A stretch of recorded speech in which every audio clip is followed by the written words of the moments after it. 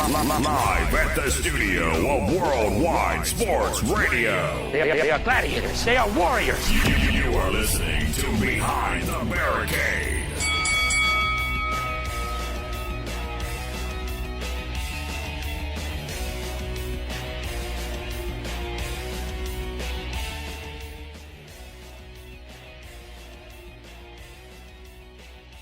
Hello and welcome to another installment of Behind the Barricade. I'm your host, Rodney Harris.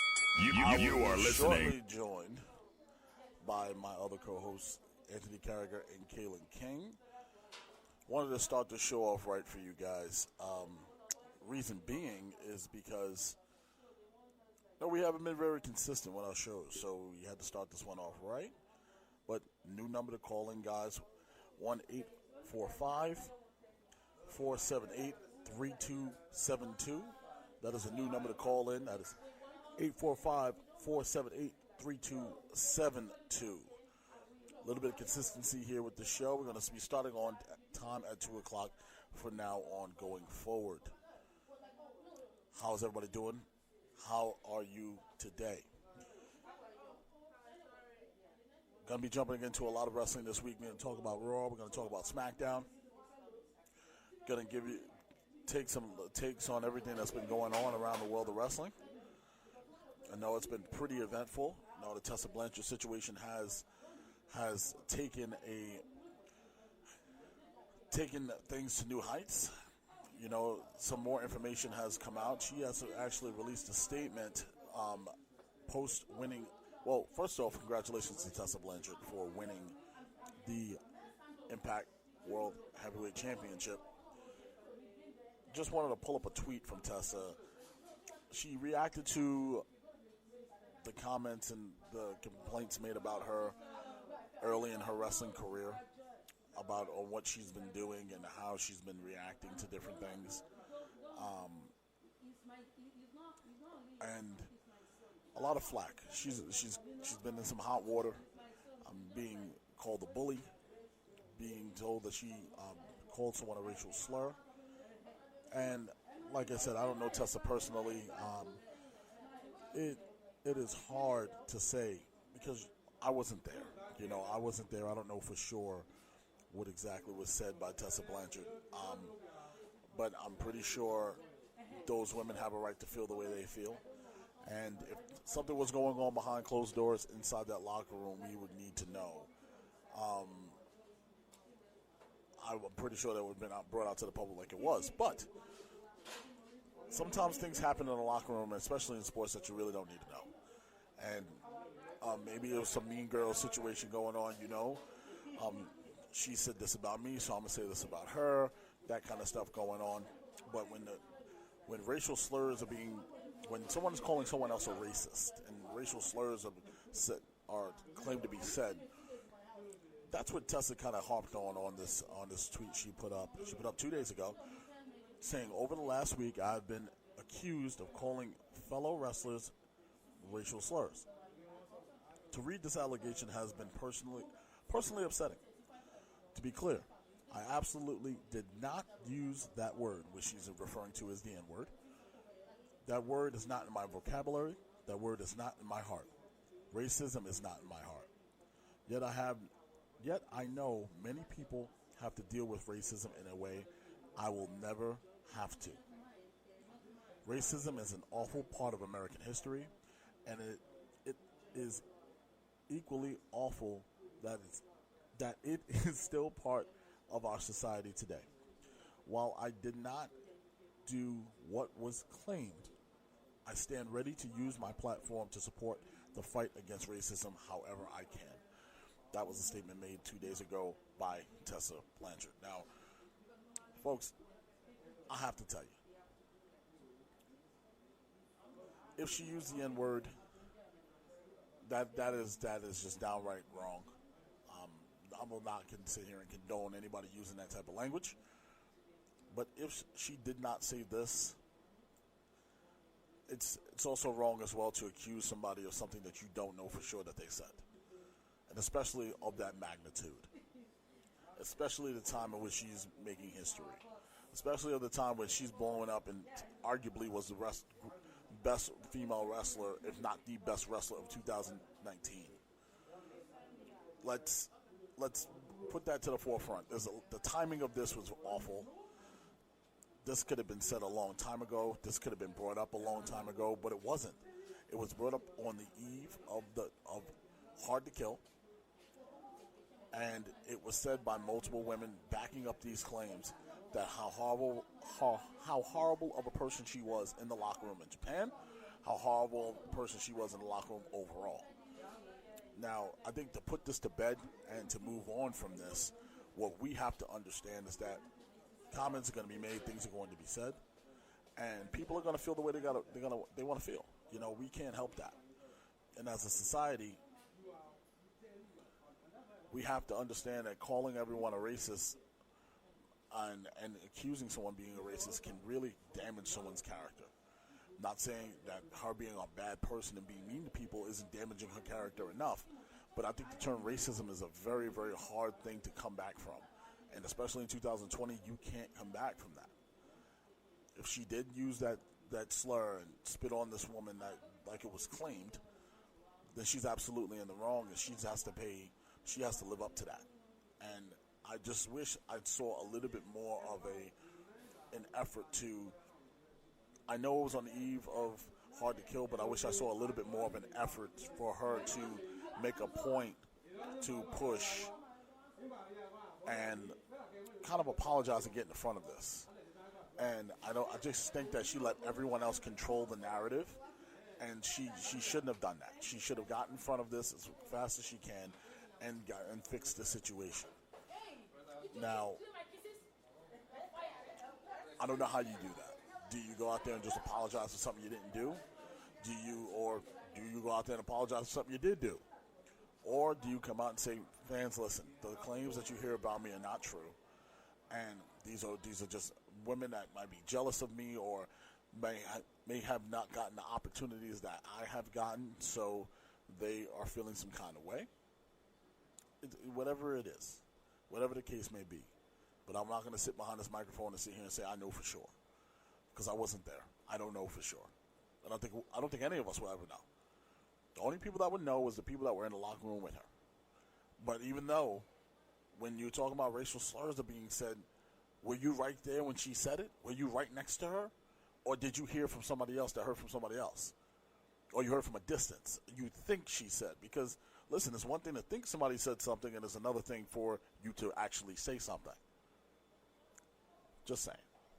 She made history. She is now the Impact Wrestling heavyweight champion of the world. I would love to see where this title reign is going to go. Her and Sami Callihan had a hell of a match at Hard to Kill. It was wonderful to see that go down. I did not get the chance to watch the full pay-per-view, but I definitely was intrigued by the match itself. Her and Sami just have great chemistry together, and working together, I'm pretty sure, has been a lot of fun. And I hope it doesn't stop. And it doesn't look like it's stopping, because it looks like he's continuing on to haunt her and chase after her and make her really feel like his presence is going to be there constantly. So it's a beautiful thing to have Tessa be your Impact Wrestling champion and take her away from the knockouts for a second. A lot of people don't like this. I wanted to jump into that part too. A lot of people don't like this. A lot of people are really upset about it. They don't like the fact that she is going to be carrying around the heavyweight championship of the world. A lot of people feel like it's kind of weird for them. I know most of these people are old school people, and I have to say, enough with that. Enough with it. We're in a different era now where it's completely okay if she wants to carry the World Heavyweight Championship around, and so what? If they want to book it that way, so what? If you don't like it, that's too bad, man. That is just too bad. I'm sorry. Listen, I love the Booker T's of the world. I love the Jim Cornettes of the world. They're great people. But your disdain and dislike for what's going on, man, I can deal without. You have to embrace, and it's just like music. When the older people in music don't like the new age of music. Listen, just embrace it. Your time has come, and it has gone. Embrace it and move on.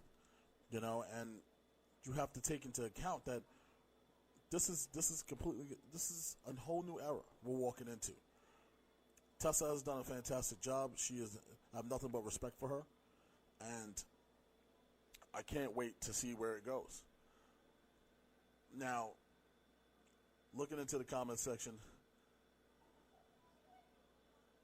Christopher Brown says he has a question to ask me about that, and I said, okay. He goes, Rodney, read this Tessa Blanchard and Wow Women's Wrestling tapings. I would read that in a second. That is a lot to read right now, Christopher Brown, but I really do appreciate you putting it in there. She began getting emotional. She began getting more and more power in the company, requiring curtain. Okay. Well, I do know that Tessa has a very big part in WoW, and I believe her character is still a heel in there, if I'm not mistaken. Yo, shout out to Eric. Eric, I see you, brother. I see you over there in the comment section. Thanks for joining. Andrew, Mitch, Trish, I see you guys. Thank you. Thank you for hopping on. Some really, really good stuff, man. Some really good stuff going on right now in the world of wrestling, and then especially in Impact Wrestling. I watched a beautiful clip of her backstage in Gorilla.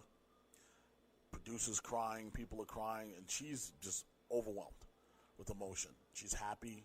It's like it's tears of joy, but I'm pretty sure it's a little bit of tears of sadness because just a day before, and you can hear, I don't know which producer it was or who was that at Gorilla that turned around and said to her, listen, I know you dealt with a lot in the last 24 hours. I get it. But I told you, this is it. This is your moment. Now this is where you take off and run. And it was a beautiful moment to see. And it felt good, but it's kind of tainted and bittersweet, and I do feel bad for her. Now, the question that Christopher Brown the question I wanted to ask, Rodney, is if you were to compare the ACH, compare the situation between her and ACH, I believe what he's saying is, who's worse and why? That's a great question. Now, what he's saying is, to compare the ACH situation to the Tessa situation, whose situation is worse and why? Now that we got a little bit more information about the ACH situation, I think it's easy to compare that and answer that question. I think Tessa's situation is a lot worse. And no disrespect to ACH as a human being, but when that situation came out, we all looked at the shirt. As a black man, looked at the shirt and said, I see his point. Okay. WWE is known for doing weird things like blackface and stuff like that. But I still watch their product because I'm a wrestling fan. I might not be a Vince McMahon fan, but I am a wrestling fan. So I do believe that in my heart, there are guys that their talent in that locker room who don't want to do these things that might be a little bit racially sensitive. And that shirt stood out to me. I was like, wow, that's crazy. Then the situation comes out where he had to approve the shirt before it was even released. He approved the shirt. So you approve the shirt with the knowledge and seeing of what the shirt looks like. So that clearly means that you didn't have an issue with the shirt. Because if you had an issue with the shirt, wouldn't you come forward and say, I'm going to tell him about that? No, he wanted to make an example out of WWE and say, hey, listen, I'm going to approve this shirt for clout, and I'm going to push it out and say, look what they're doing, they're racist. That's how it strikes me now, with the full knowledge of the situation where people have come out and say, no, we didn't just put that out there without him knowing. He knew what the shirt looked like before it was even released. So, with that information being said, the ACH situation is light compared to Tessa's. Because Tessa's situation is accusations made by multiple people who are still in the business of her being racially insensitive and her spitting on a woman, and also her being very, very mean and nasty to people in the locker room. So the ACH situation compared to the Tessa situation is completely different. I think Tessa's worse. I think ACH did that for clout. And we know, because listen, I'm done with wrestling. I'm going to retire. Don't call me by that slave name no more. All that stuff he put on social media. I was right here backing you up until Oh, okay. So you did that for publicity. That's what you did. You know, you can't do that. And Tessa's situation is a lot worse. So with that being said, I want to welcome in my friend, my colleague, Kaylin, to the show. Kaylin King, how are you? I'm doing all right. I'm very sorry. I was 16 minutes late. My bad. It's okay. It is what it is. Yeah, it is what it is, man. Listen, I told everyone, look, we had a meeting here at the station, and we have to be more consistent, so 2 o'clock is the new time. I will start the show. I will get everybody warmed up. It's okay. I'm gonna start the show. I get everybody warmed up, and that's when I bring in my heavy hitters. See, you and Anthony are my home run hitters. I get guys on base. You guys knock the ball out of the park. See how we work as a team? It's a beautiful thing. Now, we had a question from Christopher Brown. He's asked me, do I feel that comparing the ACH situation to the Tesla situation, which one is worse and why? Now, I said that the Tesla situation is worse because ACH, based on the information that we got now about the ACH situation, ACH kind of did that for clout. And you can't go out there making publicity stunts. You saw the shirt before the shirt was even released. You could have stopped it when it happened. Mm-hmm. But no, you decided to let it go and make an example out of people. You're right. With Tesla's situation, you're being accused of something. Uh-huh. And that's something that can damage your character and you as a person professionally forever. Yep. You can't come back from that in 2020. Mr. Hulk Hogan's still trying to make us love him again. You can't come back from that. Do you understand? You have lost all respect from the African American community. You will never be able to be respected. Yeah. And your little interview that you did on 2020 or wherever you did it, Diane Sawyer, I don't know who you did it with. I don't even think he did one. Did he do one? Yeah, it was like the apology, but it wasn't an apology. Was it the sorry that I got caught, guys?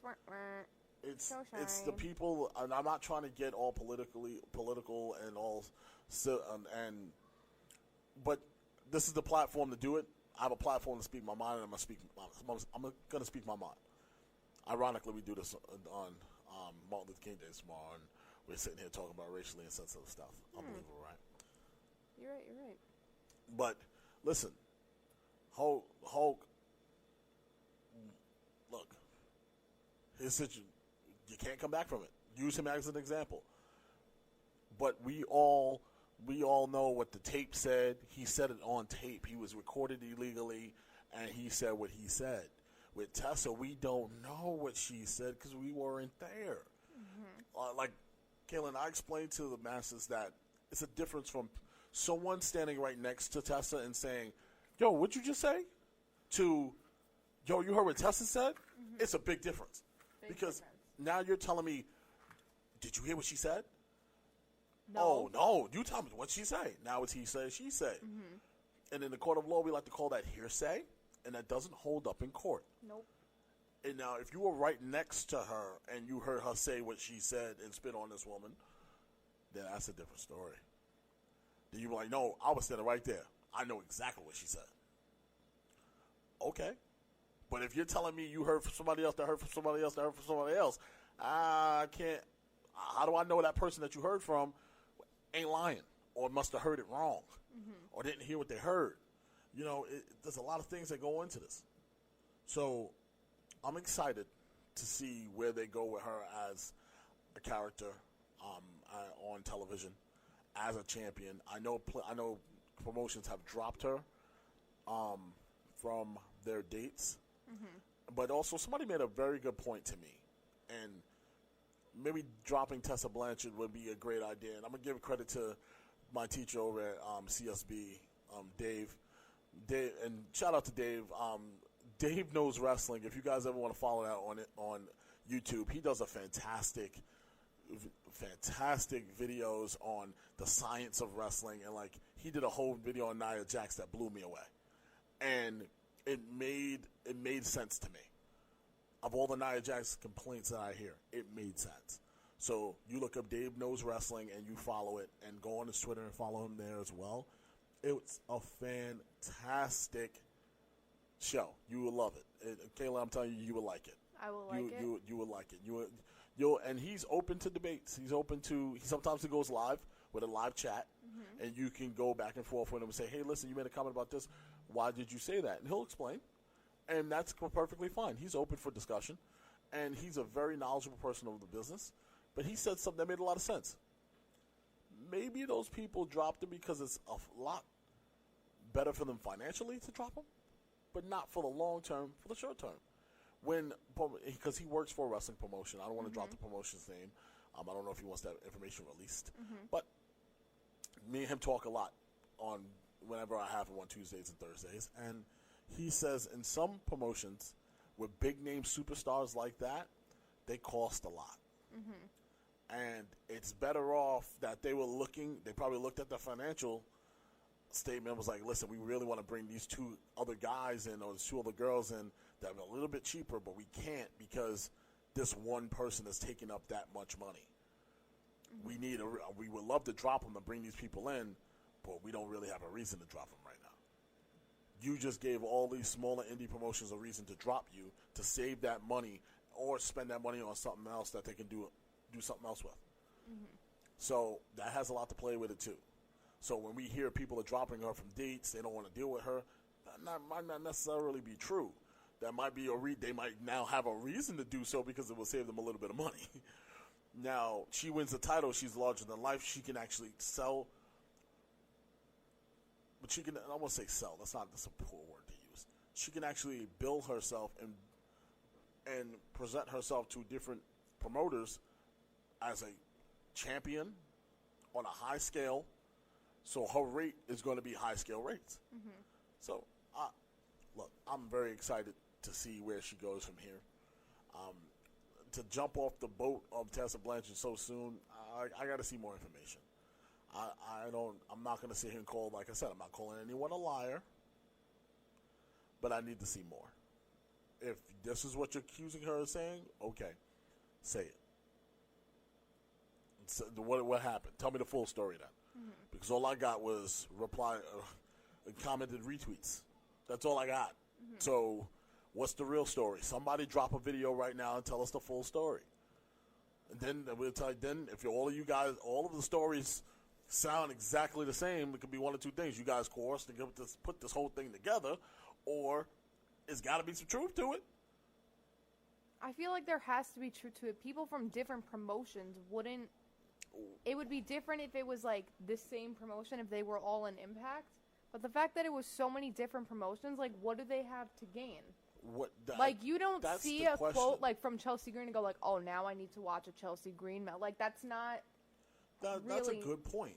That's like doesn't really make sense. There's a comment Christopher Brown left in here, and he goes, "Rodney, take a look at this. Isn't slowing down as the new reports." She has an attitude issue during the first two seasons. Oh, this whole I knew that she had the issue with. I just read that she had a bad attitude problem. Like she was a stuck-up, little arrogant little girl. That's how a lot of people described her. And there's got to be reasons why nobody, like big name companies like AEW, WWE. You could have definitely been in her ear this whole time. Like, hey, listen, come over to us. Come on, we can do a lot with you. We'll pay you.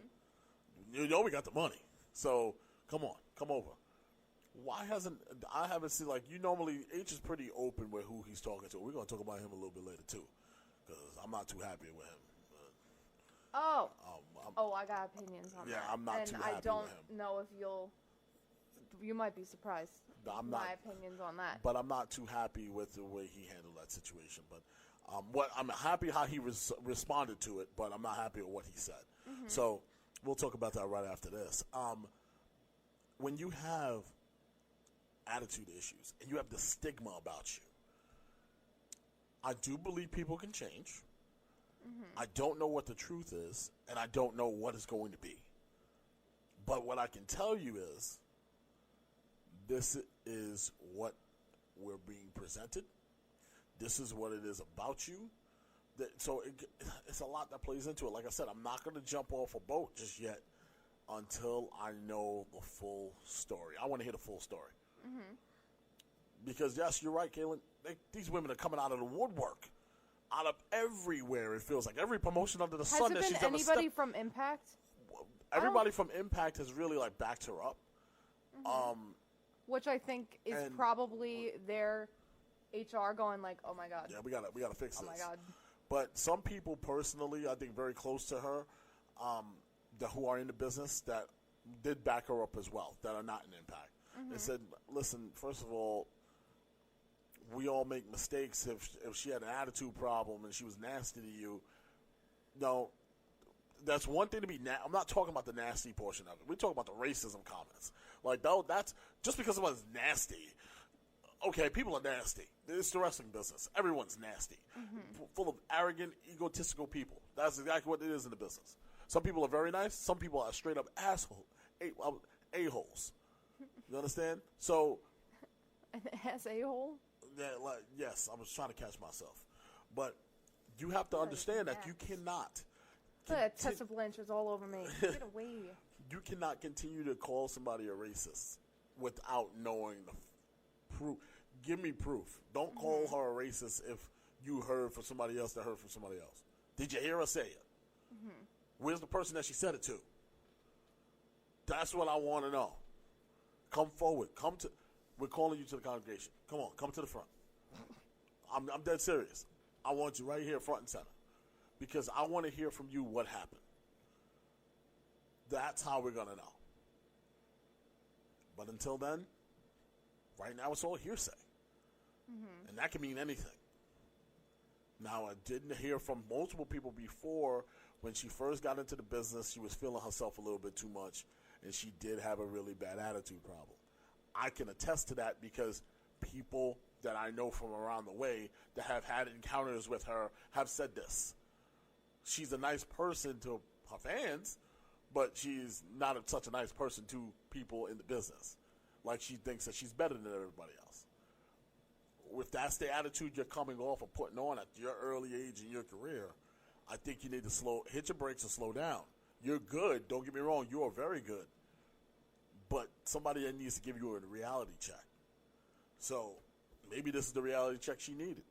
She needed all the women to get together and say, "Yo, listen, you have this personality that is toxic, man, and we can't work with you."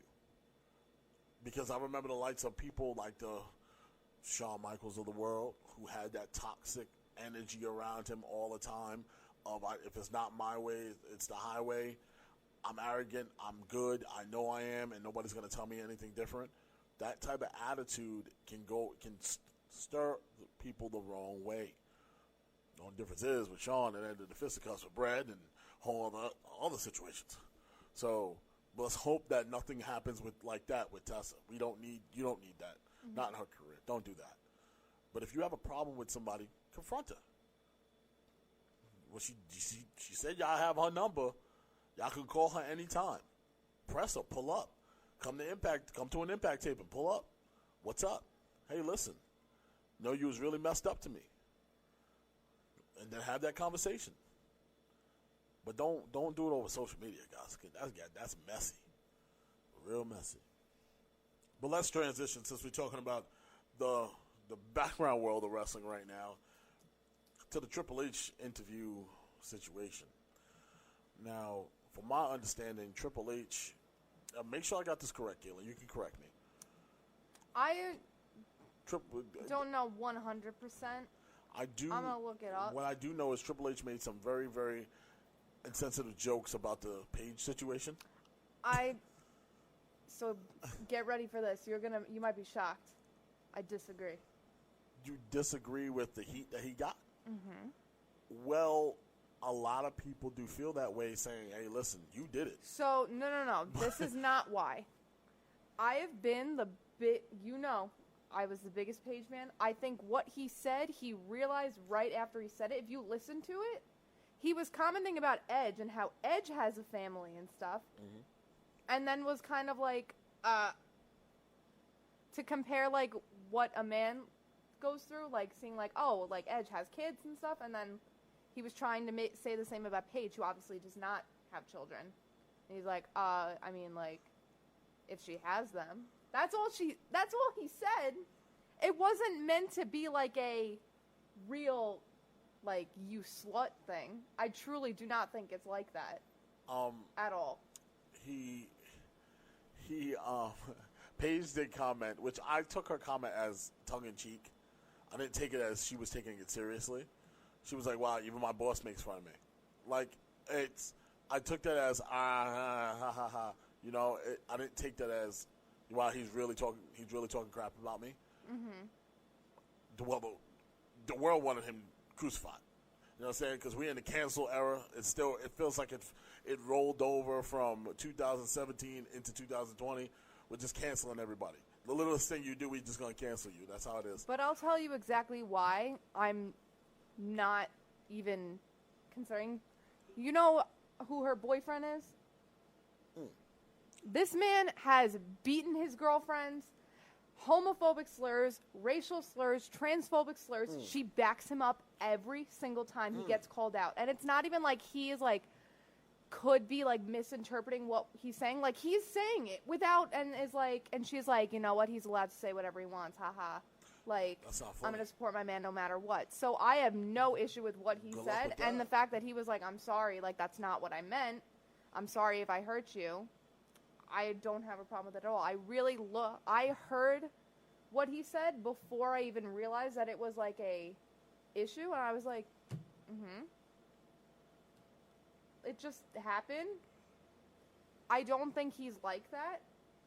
He's known her whole career, or at least her WWE career. Yeah. He was in charge of NXT while she was there. Like he knows all the stuff. Like he's not. She got to keep her job after that tape, which is not her fault. I will give her that. It's not her fault, and what she went through was not okay. They kept her in there for that. They kept her with all the bullshit that went on with Del Rio, going to like other tapings of other companies with a lucha mask on. Like they kept her employed. She's made so many other mistakes, and they've kept like. I used to be the biggest Paige fan, and she has just disappointed me so many times after that I like. You ever like have to like give in your stand card? You're like, I'm sorry, I can't. Yep. So sorry. Listen, Can't do this. I know how that feels. I've had to do it too many times. Me too. And I go through that with athletes. I go through that with a lot of people who I stand behind. And sometimes they just irk my nerves. And I'm like, why would you do that? You know you're not supposed to do that. Why would you do that? So, at some point, when are we going to... I want to read the quote that he said. Go ahead. Because now I'll, like, explain, like, what they definitely meant. He goes, when you're talking about people as talented as Edge, Paige, who wouldn't want them to return? I'm a fan just like everyone else. I would love to see them step into the ring and compete. More importantly than that, though, I would love to see them live long and healthy lives. Edge has kids, Paige maybe. Maybe she has some she doesn't know of. Because obviously she's talking about kids. That could have meant the same for Daniel Bryan, that they have lives that they need to live.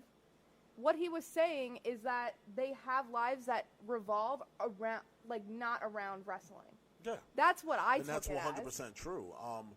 I think he realized after that, like, it's not the same as, like, oh, Paige doesn't have kids. I think he was trying to compare them. Like, and then right after realized, like, oh, she doesn't have children. Never mind. People took it as Paige is some person off the street who gets around, so she will never have kids. So she's the whore of the bunch. The whole point of the thing was saying their health matters first. He was literally saying, like, I would love to see them in a ring, but listen, like, your life comes first. He was literally, like, complimenting them. But this is where context is important. Listen, guys. Yeah, like the thing we talked about in the car. When you talk to people and when you listen, because listening is a part of communication. Now, when someone is speaking, it's one thing to just hear them. It's one thing to listen to them. I learned this in communications class 101. If you watch the interview, now keep in mind, let's prep the headline on Twitter. Triple H makes weird comments about Paige. Okay. Hit play. You are now silent to everything that's what he's saying. Mm-hmm. All you have to hear is the name Paige. Mm-hmm. What did he say? That's how communication works. This is exactly what we talked about in the car, right? Yes. What did we talk about in the car? That people are trying to cancel a certain somebody for saying the N-word without realizing the context of a film, of a movie. It's a movie. It's a movie. It's a It's movie not clip. real. It's a full It's a clip. clip. It's not even like a trip. It's a full clip of the movie. They just Without the took context of and- what was happening. Do you realize what the whole movie was about? Like I said, if the director of the movie didn't have a problem with it, why do you care? Mm-hmm. And let me tell you something. The director of the movie is as pro-black as they come. So don't even play with me. At the end of the day, we cannot keep taking things out of context. Please, context clues. We learned about it in high school. It was on all our book reports. They're like, look for context Yeah. clues. Please do that in your daily lives. Kayla, I'm gonna tell you. Stop starting shit. I'm sorry. I'm gonna stop starting shit that doesn't need to start. Stop. Look, let's think about this. I'm a victim of this. I've done it. We all have done it. All of us have. Okay, and I'm not. I cannot tell a lie on this microphone. I would never lie to the masses on microphone. Never. And I'm gonna tell you the truth. When I heard the situation, I read the headline like everybody else, and I waited to hear the name Paige. I know what the hell's going on. I care less. What did he say about Paige? That's all I care about. And then I was like, why would he say that? And I was like, wait a minute. Did he really say anything bad?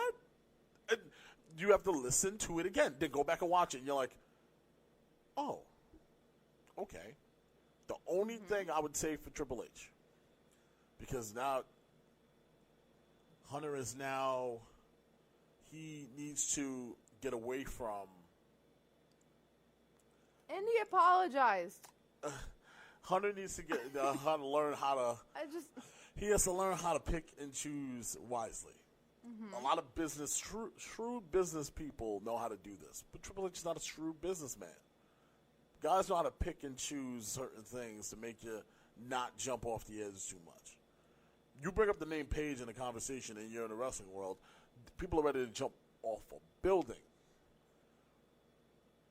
So I said he could have probably used Beth Phoenix instead of Paige because it equated to Edge. They were asking about people coming back like to the from ring injury. from neck injuries. And it would have made So it makes sense because they would've said that Paige's injury is like Edge's, It would- where if they it would went make back, total sense. it would have been done. Oh my God. Oh, no. It would have made total sense. See, at some point, you have to turn around and say, if Not this one. This if one's taken. Paige, Sorry. if Paige is going to be in the line of conversation, we have to be able to bring her name up without people jumping out the window. Okay, what happened to Paige happened to Paige. We can't go back in the past and change it. She took as much as we want to feel bad. She did take a part in that, and it wasn't her fault. But she learned what she went through is not her fault. We knew it wasn't her fault. And first of all, like we said, she was a part of the situation, but that doesn't necessarily mean that she's at fault. So it's like a car accident. Sometimes you get hit. Doesn't necessarily mean you at fault, right? But you were a part of it. Doesn't mean you're at fault. So let's get off of this now. Let's not jump out the window every time we bring a name up. Let's move past that. I thought we were past this already, but clearly we're not. Joining the show. Joining the show, we have Anthony Carragher and Howard Ratner. How are you Hello. doing? Hello? Hi, everybody. Wow. It's Anthony and Howard. I don't know Wow. who Howard I don't know Ratner who is. Howard is either. Yes, you do. No, I don't. You saw Uncut Gems. Yeah. I didn't see Uncut Gems. Oh, you should. Jesus. Yeah, it was fantastic. Brother Rodney. Yeah, everyone on this panel, you should have saw Uncut I just Gems. want to make it very, very clear. I had no idea he was coming here. I did not either. I'll also say I was cleaning my room, and then I was getting ready to go here. I said, you know who's off today? Asani's off today. Wow. Oh. It's good to be back, you know. It's It's been a little while. I know, man. How you been? I've been all right, you know. I've been keeping up with the wrestling scene. You know, I Have you figured it was talked time. to Prince Harry since your last rendezvous with him? He just popped up. I know. He How's just he popped doing? up on my screen. He's good. He's God good. bless Megan and Highly Harry. recommend Proper 12 whiskey. Oh, It'll whew. go through you within 40 seconds. Is that technically wrestling? No, it's Not yet. not yet. You know, if he had lost, he would have been right to the WWE. Yeah, we would have had the retirement of Conor McGregor. If he would have lost, we would have had a fatal four-way at WrestleMania. Brock Lesnar, Conor McGregor, Cain Velasquez, and Tyson Fury. But one thing we're going to have to do is not talk about Conor McGregor right now. No, you're right. I'm just bringing it up. But no, I want to give a there's shout so out to many- everybody who spent money watching it last night. And I was watching ESPN this morning, and they showed the fight in its entirety, and I didn't have to pay for it. 40 seconds. It was 40 seconds, But- and they did slow motion, everything. I was like, oh, Slow I motion, didn't- they added effects. I didn't even I have got a to host- pay for I got a this. whole I movie. I was just eating my Lucky Charms. I'm like, oh, all right. Were they magically delicious? They Now, were. Rodney, let me Then just. I was trying to figure out what he was saying after the match, Nah, he was talking so and he damn was fast. like, I was like, All I I heard gotta was, eat this, maybe I'll understand. 32 ounce, Nah. 32 gallon Papa 12. Yeah, I was like, what? He said, I got the big guy, the 1 liter. I was like, let's go. Rodney, let me just ask you one thing, right? And then I'm off Conor McGregor. Okay. Have you ever seen someone break someone's nose with their shoulder? Yes, I have. I've never You seen know that. who he stole that from? Who does it all the time? Vince McMahon. No, John Bones Jones. John Jones, Really? John Jones is the only guy that I know. He's a walking lethal weapon. He can hit you with his forearms, his elbows. He can hit you. He does it all the time. When he has you pressed up against the cage, he's shouldering you right in your jaw the whole time. That was crazy. And man. also, one thing John Jones does that a lot of people don't do no more is stomp on your feet. He also does Looking at you, Matt Riddle. He also, he also does Some a- goddamn shoes on. something else that John Jones does. He also does a front kick that hyperextends your knee that nobody else does. It's beauty of mixed martial arts, right? Crazy. But- That was a crazy but- fight. And everybody's saying it was fixed. No way, Listen, man. I don't think anybody goes into a fight expecting to get their nose broken Not by at a all. shoulder. It's all good, though. Debatable. But hey, let's not steal all Cage Din's thunder. That might be on, sometime soon. So let's not steal all of its thunder. I know they're going to probably talk about and break down the fight. And I know this network's not really loved in the country of Ireland because of Errol, because Errol is hated by the country of Ireland. But Ireland, I'm looking at you and I'm saying, with my last name being Carragher and dating someone with the last name of Connolly, I love you. I appreciate you. No, he don't. He lying. And He I loves go his shepherd's pie. bringing it to a wrestling standpoint. I love me some Finn Balor. I love me some Sheamus. He's the guy. He's the guy who goes, I'm not racist. I have black friends. That's you. Who, me? That's you. You're right. That's I'm what not you sound racist. like right I now. have one whole I'm black not- friend. But that doesn't mean that you're Two, not racist actually. because you got a black friend.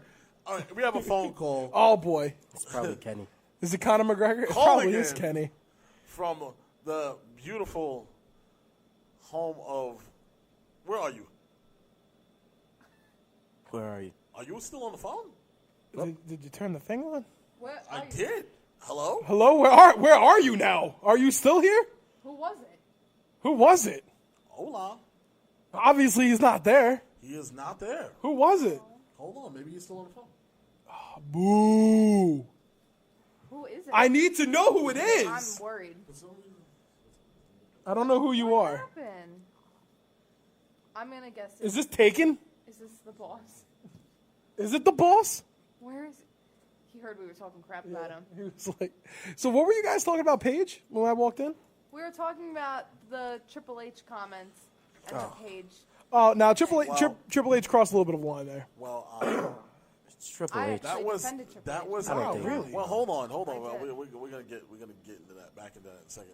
That was Andrew calling in. Of course it Man, he's was. probably on a And train somewhere. I hit the broadcast button and it would not put him through. It, Oh. Because it wouldn't knows he's switch gonna over say from something handset dumb. to broadcast. Well, It knows he's going to say something stupid. to the group chat, I didn't touch anything this time. But anyway,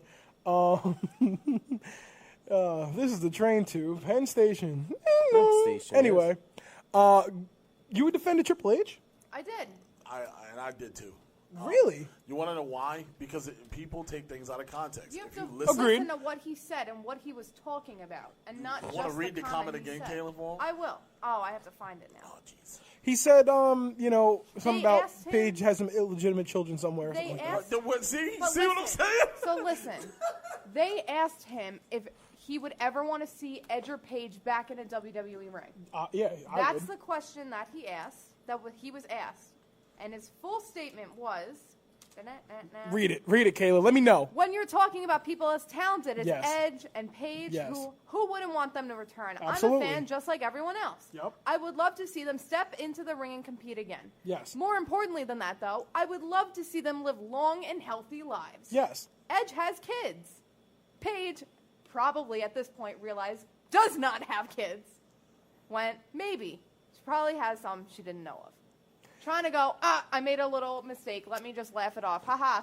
Which probably 10 years ago we would have been able to do. And everyone would have been like, that's right. Dave Chappelle's so funny. No, Dave Chappelle could have said that and everyone would have been like, I mean, he could have said other things. He could have said, Edge has kids. Paige does not have kids has a racist, yet. homophobic boyfriend. Like, he could have said that. Yeah, but without throwing shots at someone's love life. I'm going to throw shots at her for playing a victim when she is just as bad as her boyfriend. For sure. Every time her boyfriend has a controversy, which is every other weekend. Who's her boyfriend? Ronnie Radke, who is known for beating up his former girlfriends. No.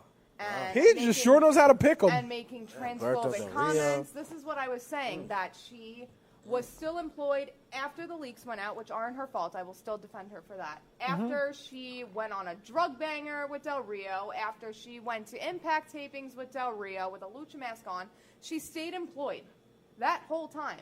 Every time her boyfriend gets into an argument on Twitter, making a transphobic comment about somebody, making a racist comment about somebody, she's like, you know what? He can say whatever he wants to because he's a grown man. I love him so much. So I have no problem with what Triple H said, especially because he grew some balls and apologized. No, her and then boyfriend's the kind of person's like, I'm not going to apologize for who I am. No, he did. No, when you break it down like that, Caitlin, like you totally make a fantastic point. Just if you just take it for like face value though, like Triple H knowing WWE pushes this women's revolution, evolution, whatever the hell they want to call it, down our throats at this point. I don't think this is like a women's issue, though. I think he simply was like... He just made a comment, yeah. He made a comment. It could have been like if he was like, Edge has kids, Daniel Bryan has kids. He's naming all these people that he literally was saying, I want them to be healthy. I want them to be safe. But the next line after that statement was after he said, Paige has some kids somewhere, something like that. I'm paraphrasing. The room got quiet, and then like one person laughed, and then a few more people laughed, and then he goes, thanks, that would have been kind of awkward if no one laughed. So he said it in a joking manner, throwing a little joke at Paige's direction. So I take it as you don't need, that whole statement, there was no joke that was needed there. You could have said, Edge has kids, and Paige is, hopefully going to start a family soon. Or I think the joke came out because he realized he messed up, and he was too far in. He said her name, and it would have been even more awkward. Yeah, but... And Paige...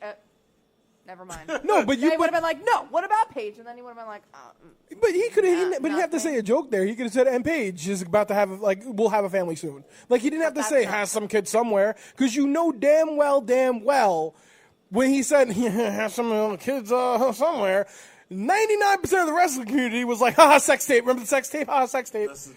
That's where I just said, you got to choose your words wisely. You got to be smarter to not use somebody like that. You could have picked anybody else. Because if she didn't have the sex tape, then the next thing would have been like, she's a whore. Haha, she's a whore.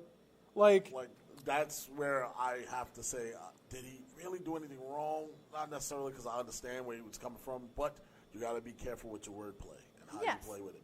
So, I'm not saying he's completely innocent. I'm also saying that she is not a angel victim that has never done anything wrong in her life either.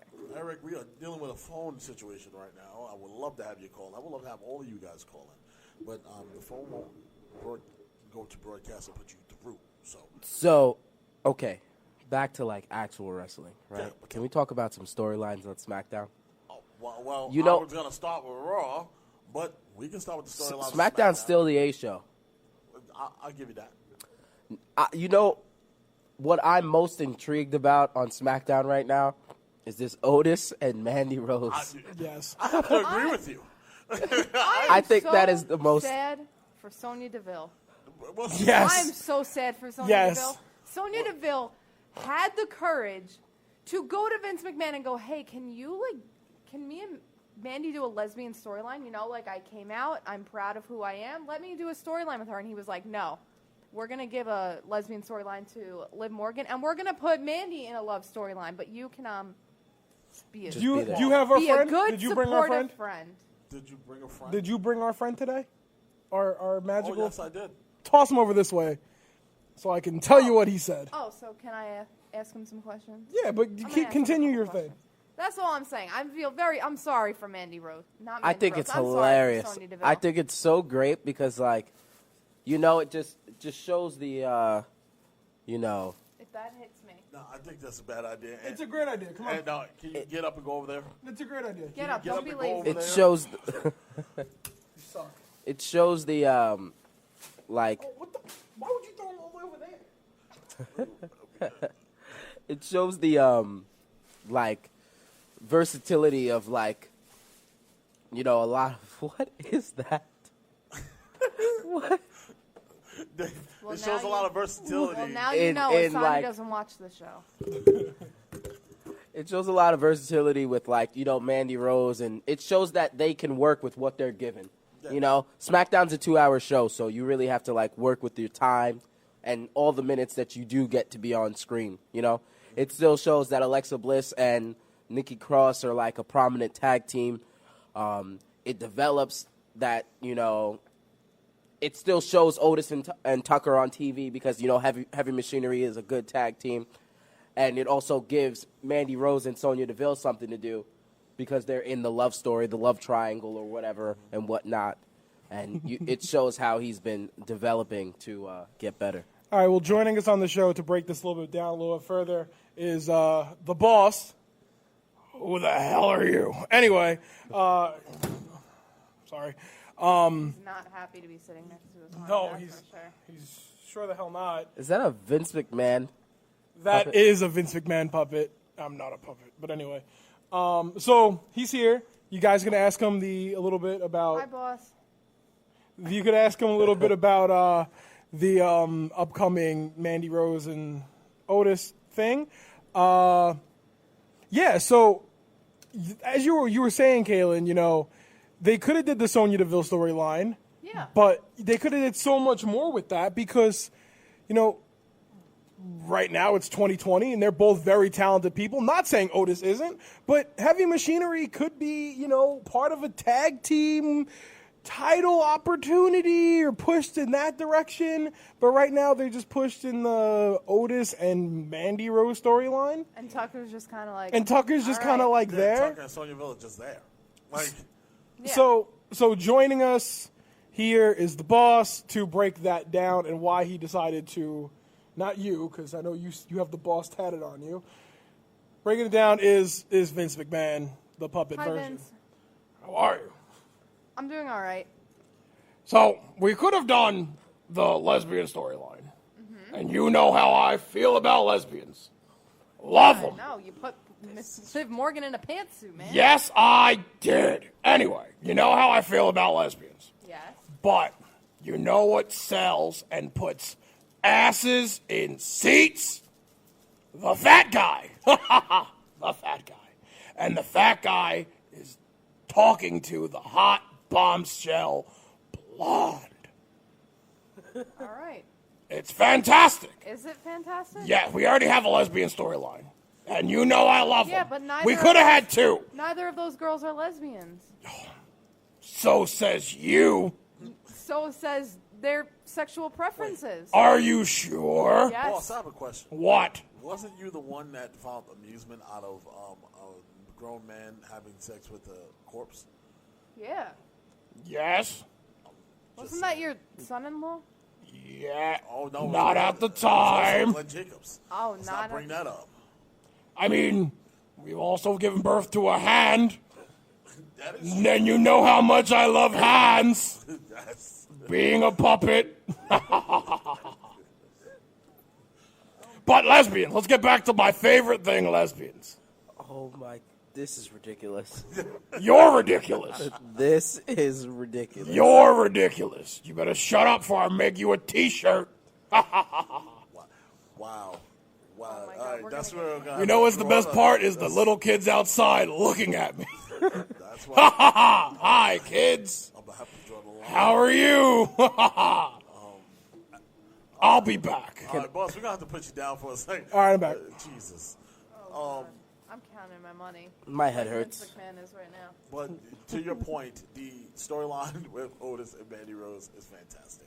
Is it? And Is it? Yes, I enjoy it. I thought it was fun. I thought it was fun. But I also love to see my boys, the Usos, back in action. Yes. Oh, my. Let me just tell you. I was in Pennsylvania, and I was watching SmackDown, and I was like, oh, man, here we go. Roman's about to get dog food. And the Usos' music dropped, and when I tell you, the crowd went insane. I even screamed. And my mom was like, what's wrong with you? And I was like, Mom, the Usos are back. And I was Like, just who so, the hell's the Usos? and I was just so excited because I was like, finally. The Russos have come back. The Russos. And I was and gonna it say The Rock, but then and it was so good. It was so good to finally have that tag team back because like even though the SmackDown tag division has still been the better tag division, just having that extra like firepower there now. Because now, I mean, it's kind of like Cena Orton at this point, but New Day Usos doesn't get old, so put them in a match. Now, I mean, SmackDown has a lot of stuff going on right now. A lot of storylines going into the Rumble. What I actually When is love. the Rumble again? Next Where? Sunday. Yeah, next in Sunday. Arizona, so I think. this is the go home show to the Rumble. Yep. Rumble like Kalen's house. Don't we also have to break down? Isn't there an NXT coming up too?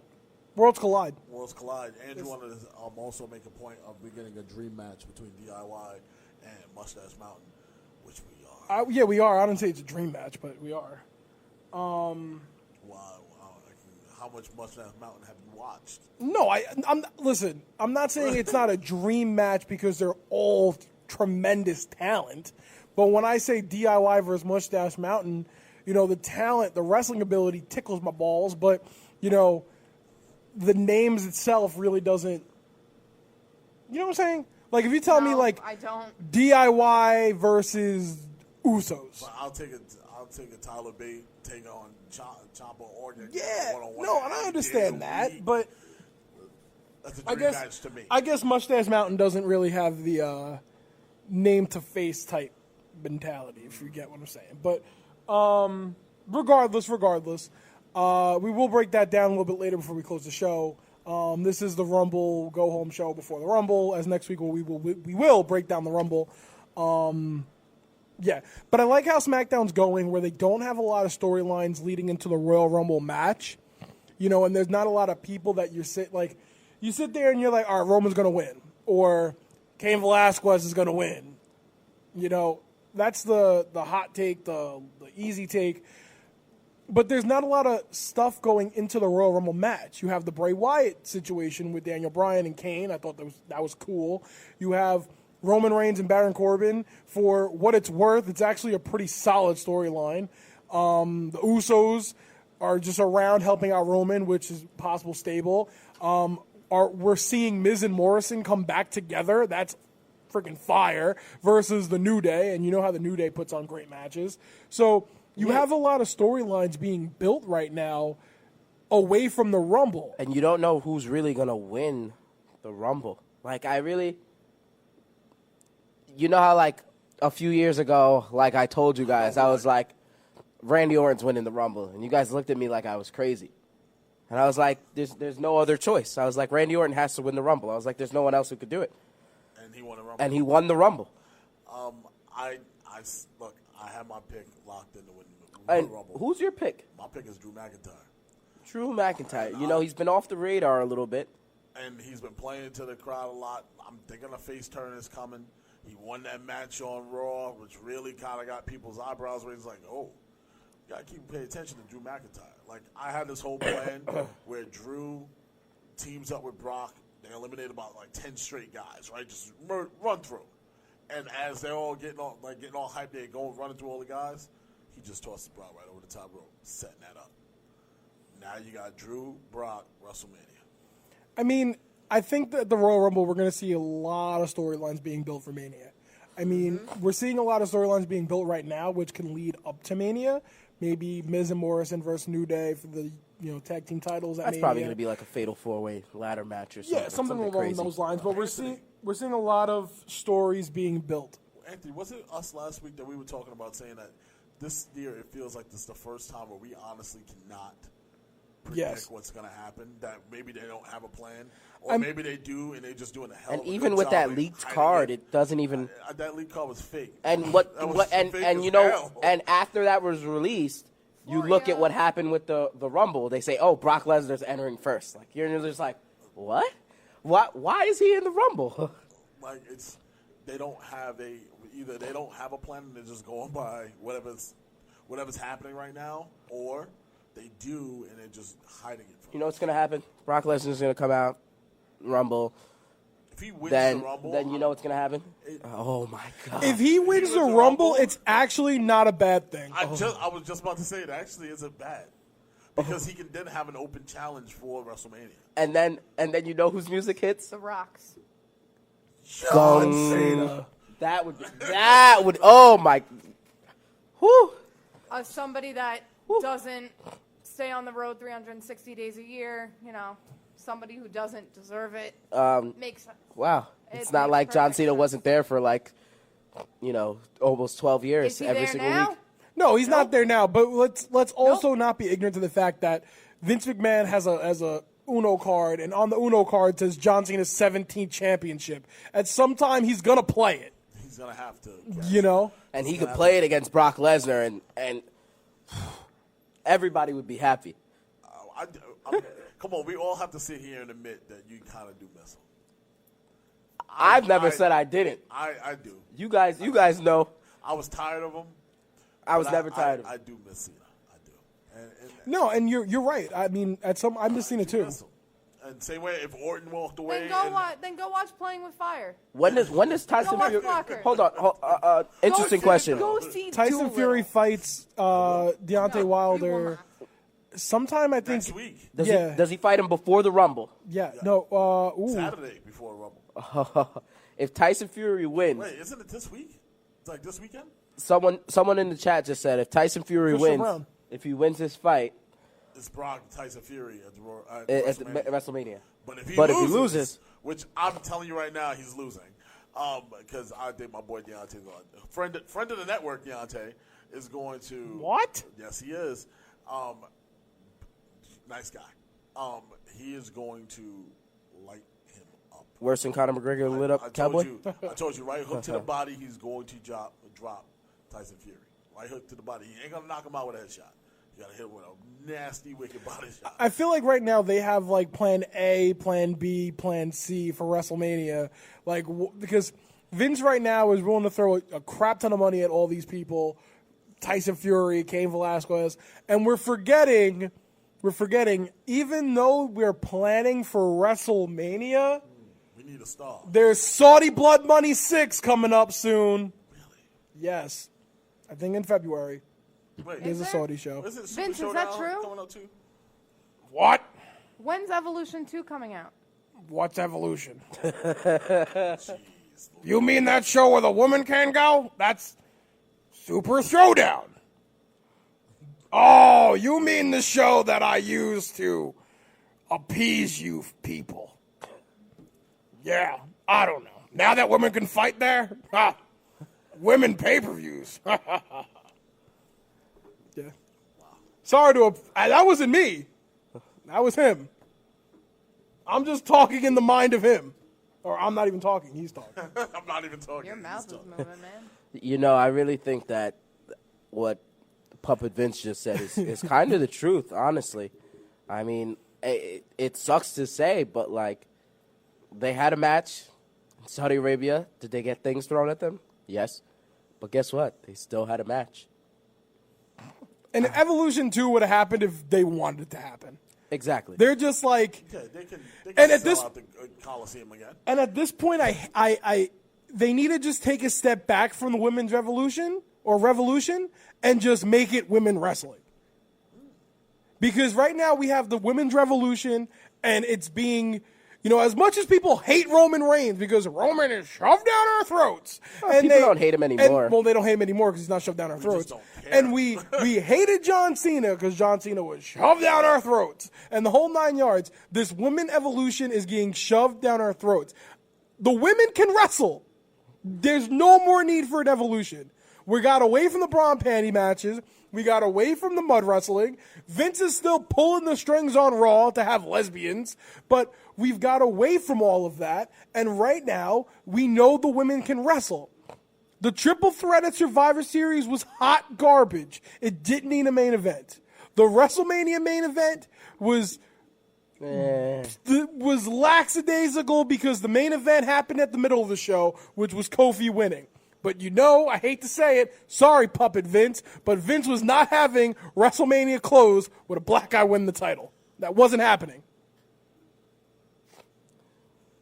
Shout out to Jobber Tears Podcast, who probably will agree with me on that. I can't disagree with him. Yeah, he had to choose the lesser of two evils. Women or Or black people. And sucks. But women's revolution, there, we'll put the women at the end. And at this point, it's being shoved down our throats. I guarantee you, the women's Royal Rumble will probably close the Royal Rumble, and I'll sit there and say, like, oh my God, like I do every time the women close the show.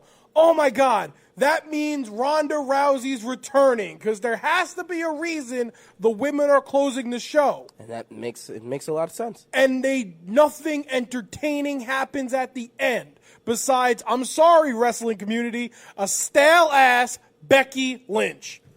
She's gotten to the point where she's stale now, and I hope Asuka takes the title off her, because Becky has done tremendous as a chaser. She sucks, just like her boyfriend, or fiance now, who is one of my favorite wrestlers, as a champion. They both do better as chasers. And that's the bottom line. Becky Lynch going all the way to WrestleMania did fantastic as a chaser. All right. As a champion, she sucked. Okay. I agree with some of the points that you made there, especially about the Becky Lynch point. But I want to get on the doing away from the women's revolution. I understand what you're saying, but I think that we are now we're in that slide of we're getting away from it slightly, and slowly but surely everything will go back to same old stuff, but it shouldn't go back to that. Why can't it just be wrestling? That's what I'm saying. And it shouldn't just go back to the same old, Hogan must pose, or Roman Reigns must Superman punch. It has to be a guy. We can mix it up. Why can't the girls close sometimes and the guys close sometimes? Mm-hmm. It doesn't have to be girls all the time. It doesn't have to be guys all the time. But for the women wrestling fans who have waited a very long time to see women superstars being looked at as women wrestlers, mm-hmm. I'm okay with the women closing the show, because it's been a long time coming, and it's kind of like restitution. Like I'm giving it back to you because you wasn't given this opportunity before. And it's fine if they close the show, but at least make it entertaining. Make it entertaining. Instead of Becky Lynch all the time. Or what they did at Survivor Series, even though the match was trash, having the person who won get beaten up. Like it made it. I was cool with that, but for the match itself. Didn't the tag title match close out the show? The women's the Becky Lynch and Charlotte versus Asuka. Yeah, that closed out the show. That match was a botch fest towards the middle. It's because Kairi Sane had a whole concussion. Shout out to, I know I just bashed her, but shout out to Becky Lynch for saving Kairi Sane's life. Yes. Because Charlotte had no idea. She had no clue.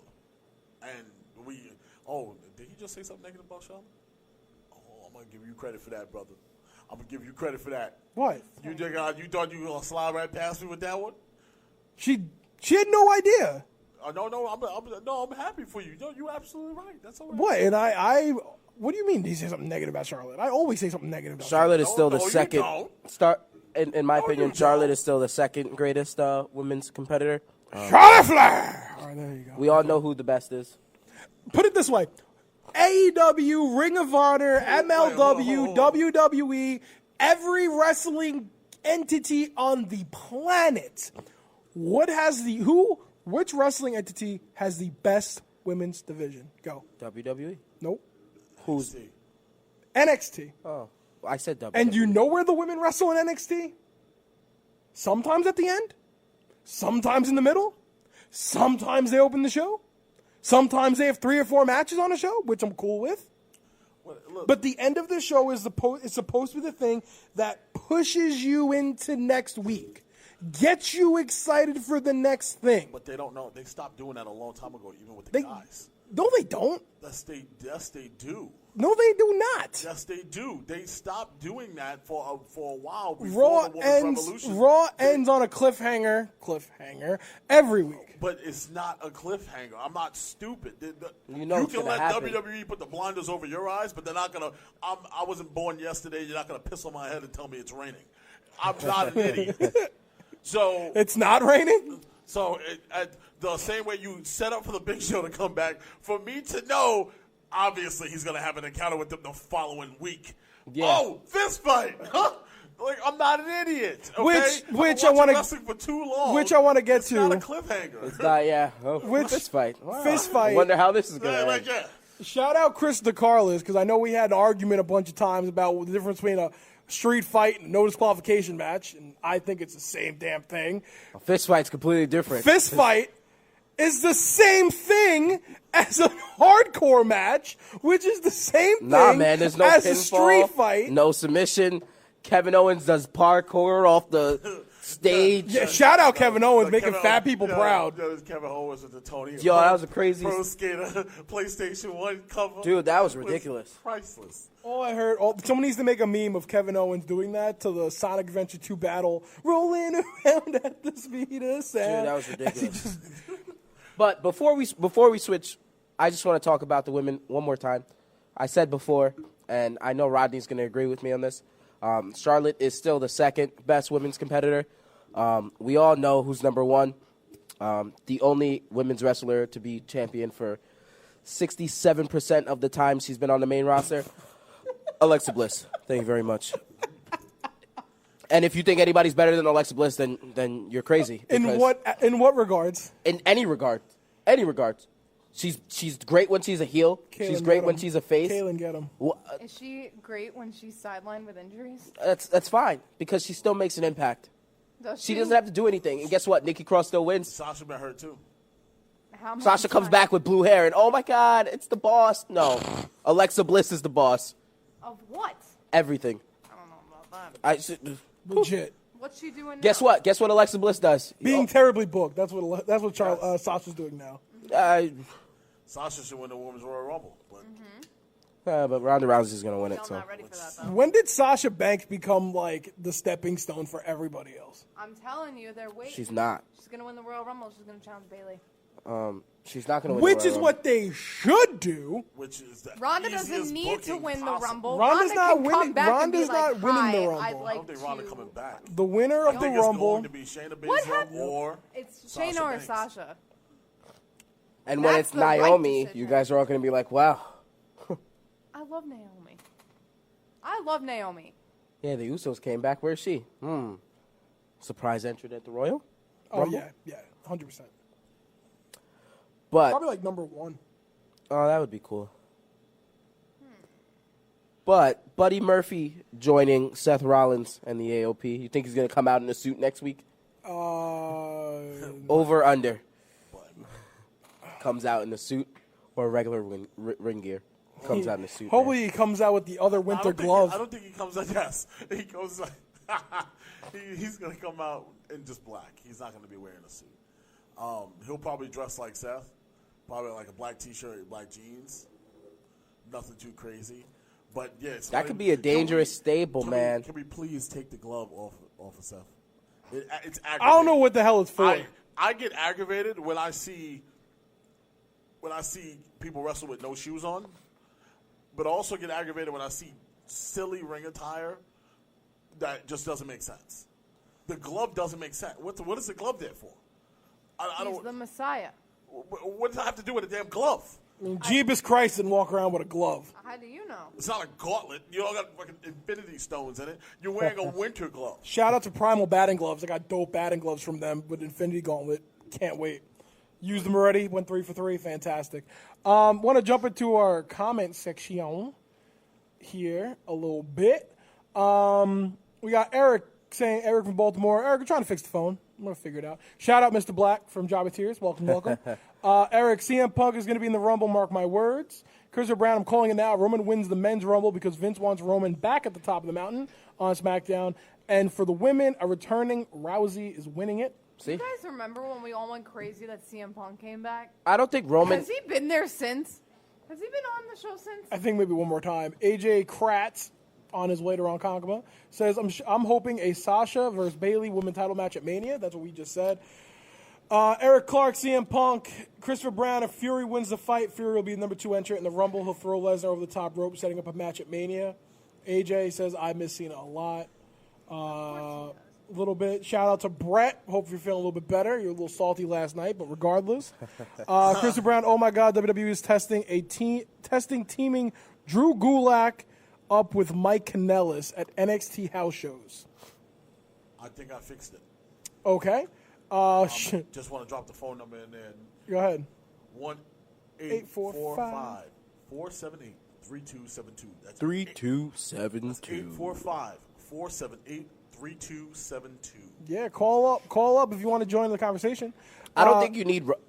I can't even talk. Wow. Roman. I don't think you need Roman to win the Rumble to put him in the title picture. Going back to the women's revolution, Christopher Brown, who's a top fan, says, Anthony, it would be 10 times worse if Stephanie was still on TV every week, shoving it down our throats. Right. She's a glory hog, trying to take credit for the women's locker room work. Shout out Tyler. Eric goes, he thinks CM Punk's winning the Rumble. He's calling in soon. He's going to try to. AJ says Sasha Banks. AJ also has a question. So whoever wins the Women's Royal Rumble will face Becky Lynch or Asuka at Mania. And the Elimination Chamber will determine who faces the SmackDown Women's Champion at Mania. That makes sense. True. They usually have 2. One men's, which is on one brand, and the SmackDown and the women's is for the other brand. So if we think Shayna's going to win and challenge Becky, then the Elimination Chamber... That's what I think. Wait, what? I'm confused. The Elimination Chamber has to be for SmackDown. Okay, hit the record one more time. So they usually do 2 Elimination Chambers at Elimination Chamber. Yes. Right? They usually do a men's and a women's. Yep. Okay. Whoever wins, so let's say like a Raw guy wins, right? Setting up the Mania for Raw side, then the Elimination Chamber on the men's is most likely SmackDown. So if we think Roman wins the Rumble, the Elimination Chamber is going to be a Raw men's, and if we think Shayna is gonna win the Rumble on the women's side, then it's gonna be a SmackDown Elimination Chamber on the women's side. Why do you say that? Because they need to set up the WrestleMania from the other side. Shayna's on NXT. She's gonna challenge Becky. How do you know? Maybe she'll challenge Bayley. That would be dumb. That's the whole point of the Rumble is they can challenge anybody they want. Yeah, and she's right. She's on NXT. That's why Becky was like, "I'll challenge both of you." Shayna Baszler music to Just Got Paid. No, it needs to say the same because Shayna Baszler and Io Shirai have 2 of the best intros in WWE. I love Shayna Baszler's theme song. I just think that she looks like Johnny Kemp, so I want her to. Asani, Google Johnny Kemp right now. On your Google images, and tell me. You know how we say you look like the China Ann McClain? No, we call us besides her. Johnny Kemp. Okay. Johnny Kemp. What about him? Shayna Baszler. Tell me that look like Shayna Baszler. Oh wow. Oh wow. Which one? Johnny Kemp. Oh. Just Got Paid. That needs to be her theme song. That got to be his daughter. You know what's kind of cool? I was watching some. Rest in peace, Johnny Kemp. I was watching some Ultimate Fighting Championship back in the Disney when you had Team Ronda versus Team Misha. Oh yeah. And I found it so ironic and funny, and it honestly gave me a little bit more love for how beautiful Misha Tate is. Well, I love me some Misha Tate, but I love me more some Ronda. But regardless, Misha looked better than Ronda. Misha didn't look better when Ronda gave her the 1-2 and a biscuit. Broke that arm twice too. But regardless, Team Ronda, and it gave me some more love for the 4 horsewomen, for the MMA 4 horsewomen and the NXT side. Team Ronda was Jessamine Duke, Shayna Baszler. I was like, wow. Wow, wait. We're throwing it all the way back to that? And I was like, that's kind of interesting. So all the way back to, UFC, Team Ronda, Team Misha, that was kind of interesting to me. So it gave me some more love for that if they do that storyline. And eventually they're going to pull that storyline. Eventually. But yeah, other than that, it's pretty much it. Are you on the phone? We have a phone call. We got a phone call. What's going on? Who's on the phone? Hey. Call it your own. Oh, phone works. Let's go. What's going on, Eric from Baltimore? Dude, if I can see that if CM Punk comes back, in the Rumble, I can see him just being in the Rumble. I can't see him going to Mania. Yeah, I think if CM Punk comes back, I think the roof will come off that place. Do they have a roof over there in Minute Maid? No, it's a baseball stadium. No, but is it like it's half dome, half not? You know how It's Arizona. What? Isn't it Arizona? No, it's in Houston. It's in Minute Maid Park. Oh, more reason I should go to Rumble then. Freaking cheaters. So CM Punk come out, they're gonna be banging all the trash cans. Yeah, there's no dome. There's no dome at all. there's no dome in Minute Maid, right? Yes, there is. Yes, there is. There is? Yes, there is. Look I at could it. have sworn. God. Where's the dome? That's retractable. No, it's not. That's Yes, it way is. too big. There's a dome at Minute Maid Park. I was just asking because I was kind of confused. Anyway, if CM Punk comes back, that damn dome gonna explode. They might have they might have it open. Yeah, for, my pick for the Rumble is still Drew McIntyre. I think it's Drew's time. Yeah, I think Drew's gonna win, man. It's gotta happen. Because if you don't have Drew win, you're wasting. You're gonna do the same thing you did to Braun Strowman to Drew McIntyre, and it's gonna stink, man. Don't do that. Why do you got to do this to guys all the time? When guys start to get a good roll going and we get behind them, this needs to be his breakout moment. Well, I'm happy with what they're doing with Braun right now. Yeah, you need to put the Continental title on. Yeah, you do. Yeah, he needs that title. He deserves it. After everything he went through. Yeah. How many cars They changed the belt so it was bigger. How many cars he had to pick up? How many damn ambulance he had to run How into? many people he had to crush? You understand? Give this Everybody man got the you know how many hands that everybody caught? How many? Get these hands and just give him a title. Give him a He's title done. shot. No, he's fine. You don't need it. No. Because you know what? Because they keep comparing him to the Big Show. you give him a title, He is the big show. and then you can build somebody else up to try and take him down. Oh, that Then sounds like you Brock find it- Lesnar. We want another Brock Lesnar? Brock Lesnar, that's Braun wrestling. Strowman's there every week. Where are you at? What are you He's doing? there. I Every week. can see Asuka winning the title. He's been beating up Cesaro and Nakamura and Sami Zayn for the past 2 months now. They need to give him a title shot and Shows take how that much title. I've been watching and caring. Don't give two. So wait, I can see Asuka winning the title, and then Ronda can face Asuka at Mania, or she could face somebody else. Yeah, man. If Ronda comes back and wins the Rumble, I'll be pretty upset. I'm not gonna lie. I'm like, yo, Almost as upset when I told you Brock Lesnar was going to win the title at WrestleMania, and he won. I would be Yeah. pissed. But So, and I don't see Brock Lesnar winning. I just don't. no, I don't see Brock winning either. But that's the beauty of this. We don't see him winning, but they'll wind up making him win. So it's like, then where do you go from here? Do you have just an open challenge, or do you WrestleMania, Or do you have him go after the Fiend and lose to the Fiend? like who? Oh, What? yeah, sure. But I think they have other plans for that. Like Superman Roman Reigns is going to take him out. So there's a lot of different dynamics to this. Eric, thank you for calling in, brother. I really appreciate it. Later. You know what's something stupid that Vince would do, right? Have Roman go against the Fiend, right? Hurt Roman, and then Roman's like, "Oh, I have leukemia again." And then- Don't do that. That's something Roman would. That's something Vince would do. That's something Vince would do. He hurt me. He hurt me. Oh, I had a flare up again. Oh my God. That's something Vince. It's not funny, but it's something Vince would do. That's definitely something Vince would do, or something he'll pitch. But of course, he would shoot it Roman down. would be like, "Are you kidding me?" Now, he might smack the taste out of his mouth. So hope he does. Man. Just smack his dentures out. Fantastic. Anyway, but just looking at this whole build-up leading up to this point, we don't have any idea where it's going, and I like it that way. I love not knowing what's happening, because it leaves me to keep guessing. I feel like a little kid again. And me and you said it before. Kaylin, did you ever get that feeling? What? Where you were watching wrestling as a little kid, and you're like, man, I wonder what's going to happen next. Like, for the first time, well, you probably don't, because you were a writer your whole life. So you probably I've been like, you know what they should do right now? They should have Matt Hardy be the one that's been beating up Jeff Hardy behind his back. That was me. And then they actually did it. I'm like, oh my God, it was right. I was right. That's what happened. Oh, man, if Derek was listening to the show right now, I would tell him. Yes, that's exactly what I want to do. Do you remember the Rumble that Triple H came out and won? Mm-hmm. The title? I sat there and was like, Triple H is going to come out and win it. It makes sense. It made me so happy. And I remember telling my driving instructor that, and the whole drive, like, he's driving, like, it was like 4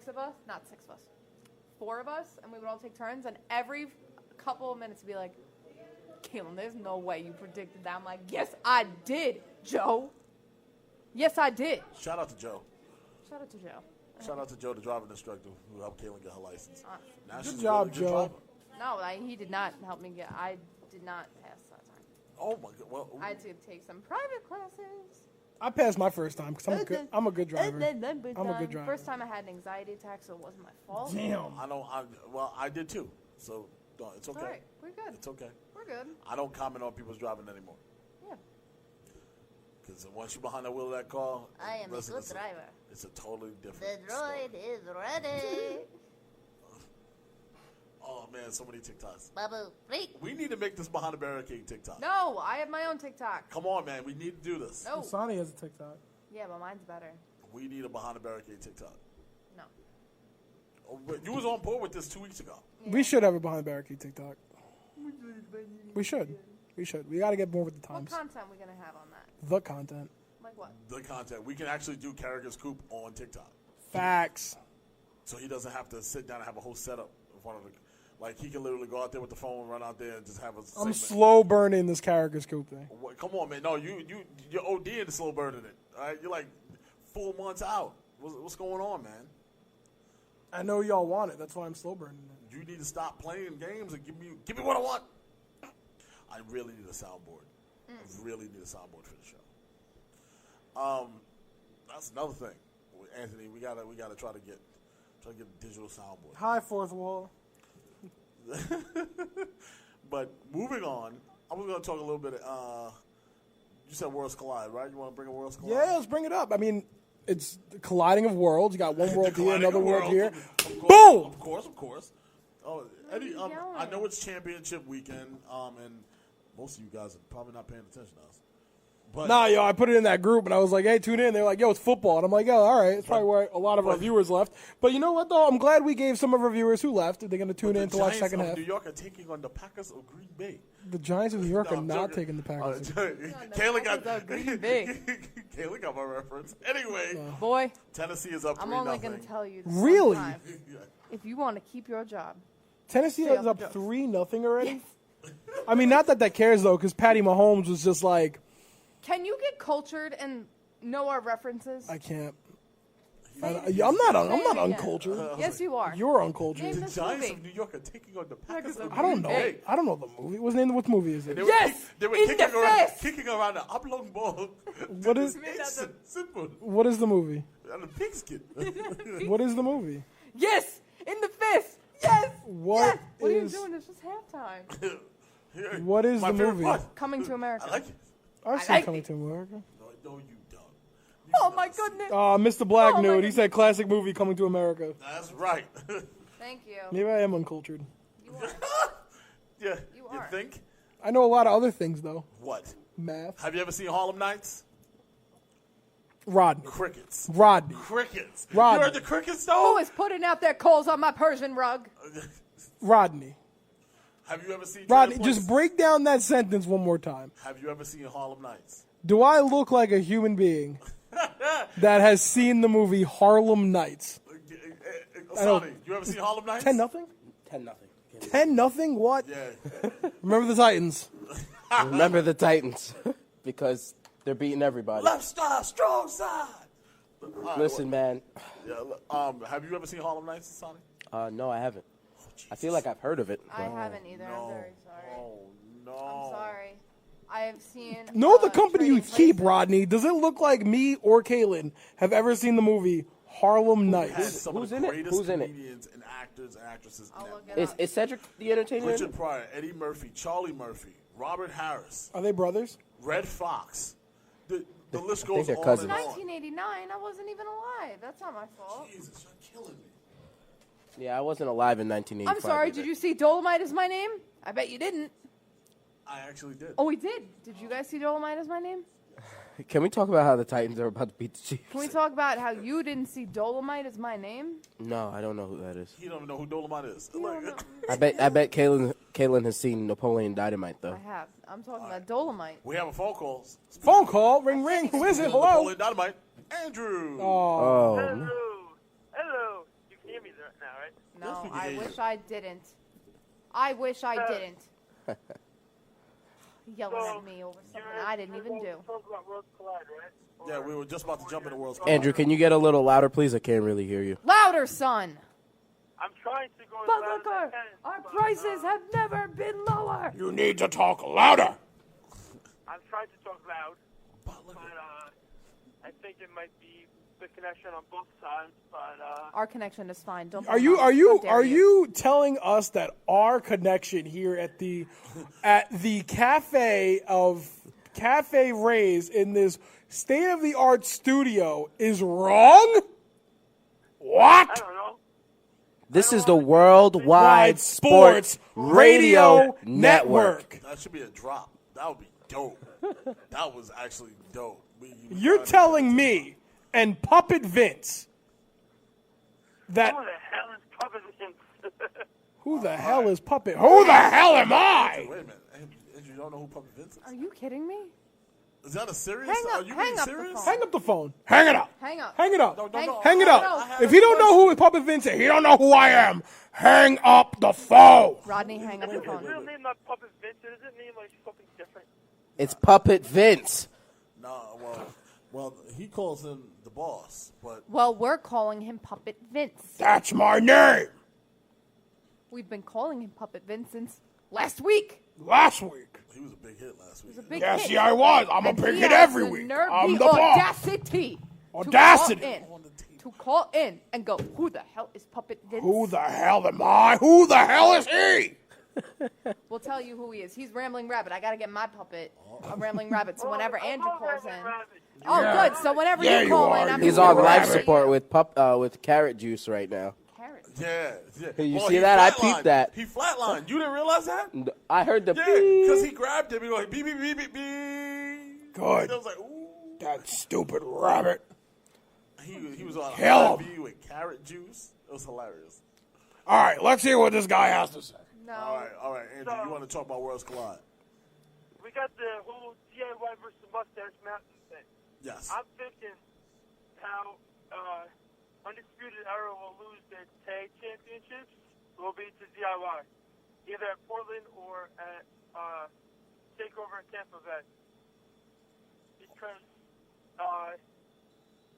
DIY will see that they're better as a unit than solo, and will take out Bobby Fish and Kyle O'Reilly at either TakeOver Portland or Tampa Bay, take the championships from them.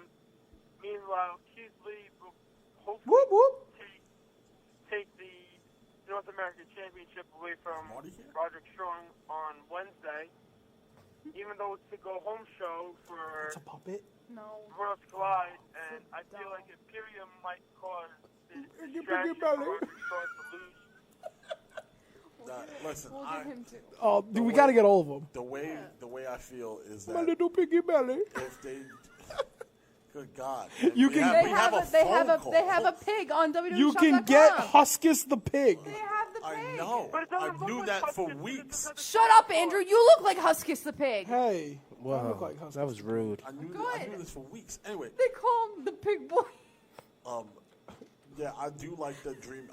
I call it a dream match because, like I said, I just like watching Tyler Bate work. He's a hell of a worker, and you give me all of that wrapped into one, you're in for a hell of a match. They're gonna steal the show.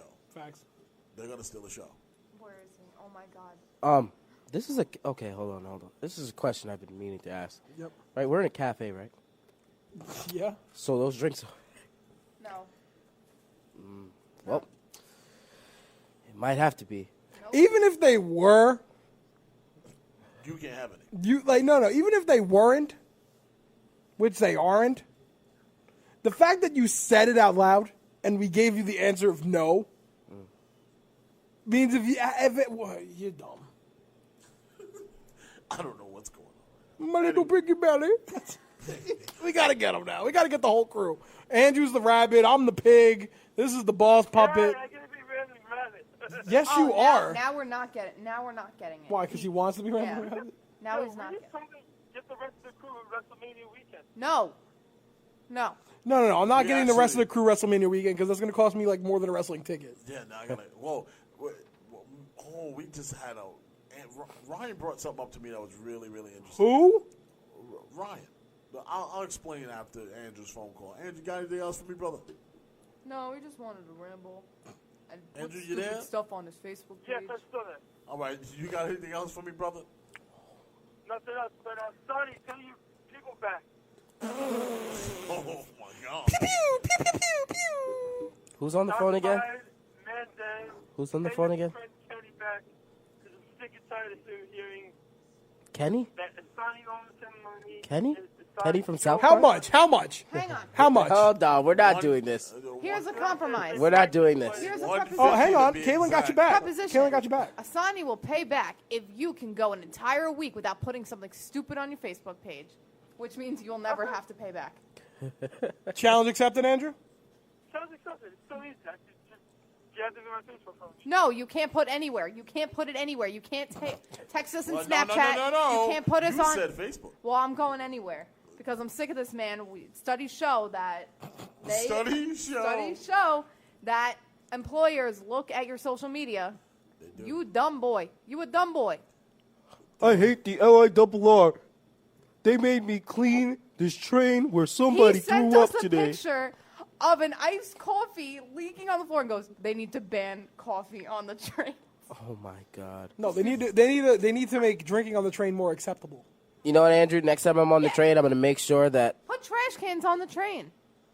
Honestly, Wow. That's factual. that's $1 million idea. Where are the cup holders on the That's a train? bad idea. Why? Because then you're gonna have smelly garbage in every car. Too bad. Riding with every person. No, Keep you have on. someone clean it. But who you gonna have clean? You gonna have someone a maid on the train the whole time? It's almost like they have people who are employed in the train. But Wow, you're Andrew? no, but What a think about concept. this.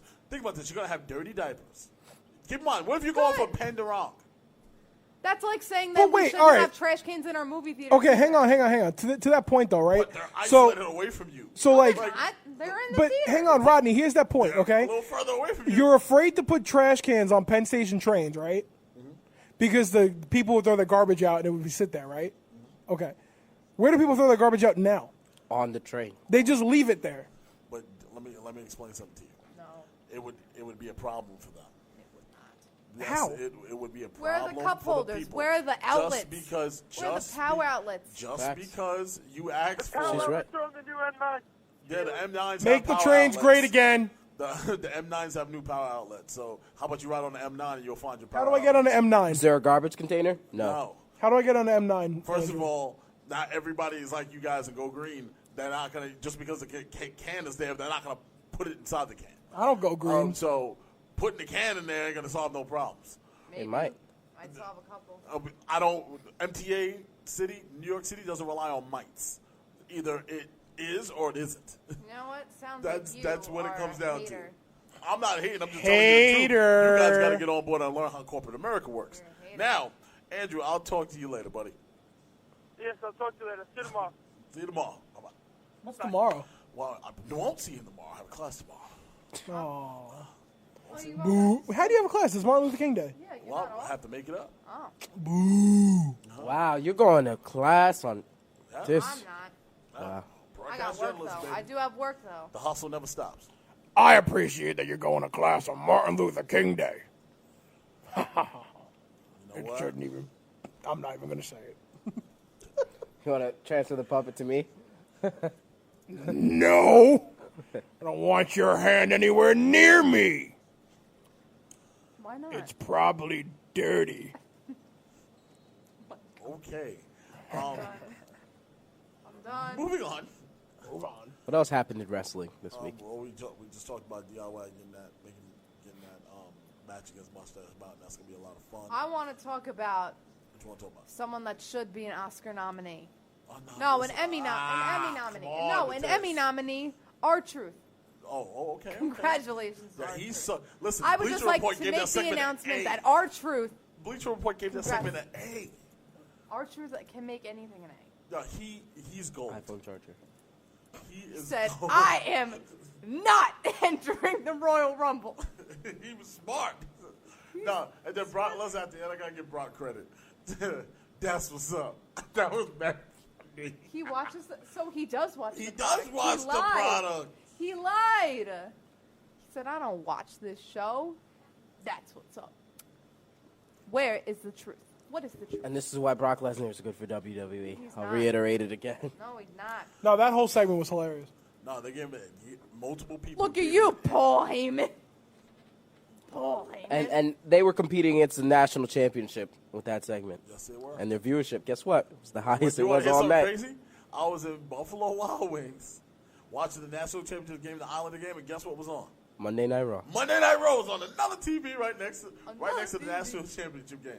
I was like, oh man, this is the best. I'm in heaven. This is why I love this place. I told you I want to die in Buffalo Wild Wings. I was in Buffalo Wild Wings last I night. was in Buffalo Wild Wings last night, too. Great time. Great time. Good time. Want to welcome Kenny to the chat. Oh, my phone died. Yeah, you see how fast his phone died? I was watching the game. Oh, it's working. Christopher Brown goes WWE NXT UK superstar Jazzy Gabbert has taken to social media this weekend to claim that she is now a free agent, leaving fans questioning her status.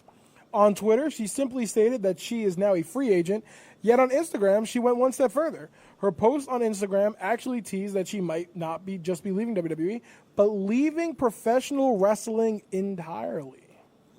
Ooh. Any of you guys have an iPhone charger? Maybe. Throw it on. Like, Throw it on. we are live on air. There's nothing. Yeah, man. Do I it gotta live, stay pal. up We're to doing it date. live. I got to stay up to date. Listen, Up to date. I don't have a charger for you. Well, you guys are great. I don't have one either. Maybe I do. Oh, Kaylin. Is she going to save the day? Dun, dun, dun. Kaylin, does Kaylin have an iPhone charger? Cast your votes now. Survey says. Her Dean Ambrose lanyard. John Moxley. Give me a new one. Oh, Get me a new one. jumping to AEW though. I didn't watch this week. I told you I gave up. You gave up on AEW? Gave up for the rest of this month. I gave I up. watched Why? it as necessary. Why? I'm just Why'd getting you give up? I'm getting agitated. Why? The women's division is crap. Yes. I just can't sit through half the stuff. The booking is confusing. I don't know why why a lot of the stuff is going on. It's irritating me, man. You know what the best thing in AEW is right now? The ending. Freshly squeezed Yes. Orange Cassidy. Yes. He's the And- highlight of my day. And when he came up, I'm I think it tired was of last seeing- week. I'm tired of seeing doughy-bodied Chris Jericho on my television. And Orange Cassidy came out last week when they were doing that whole huge 8-man suplex. He pulled up, put his head underneath the person, hands in the pocket, and suplexed. And then, after everybody rolled out of the ring, did his kick up, everybody went crazy. No, they love him. He's over. I wish he was in WWE, man. I feel like his gimmick would work so well. It's right up Vince's alley. Oh, who's calling now? I bet it's Kenny. You're right. It is up my alley. Laziness. I love it. I cannot. I bet it's Kenny.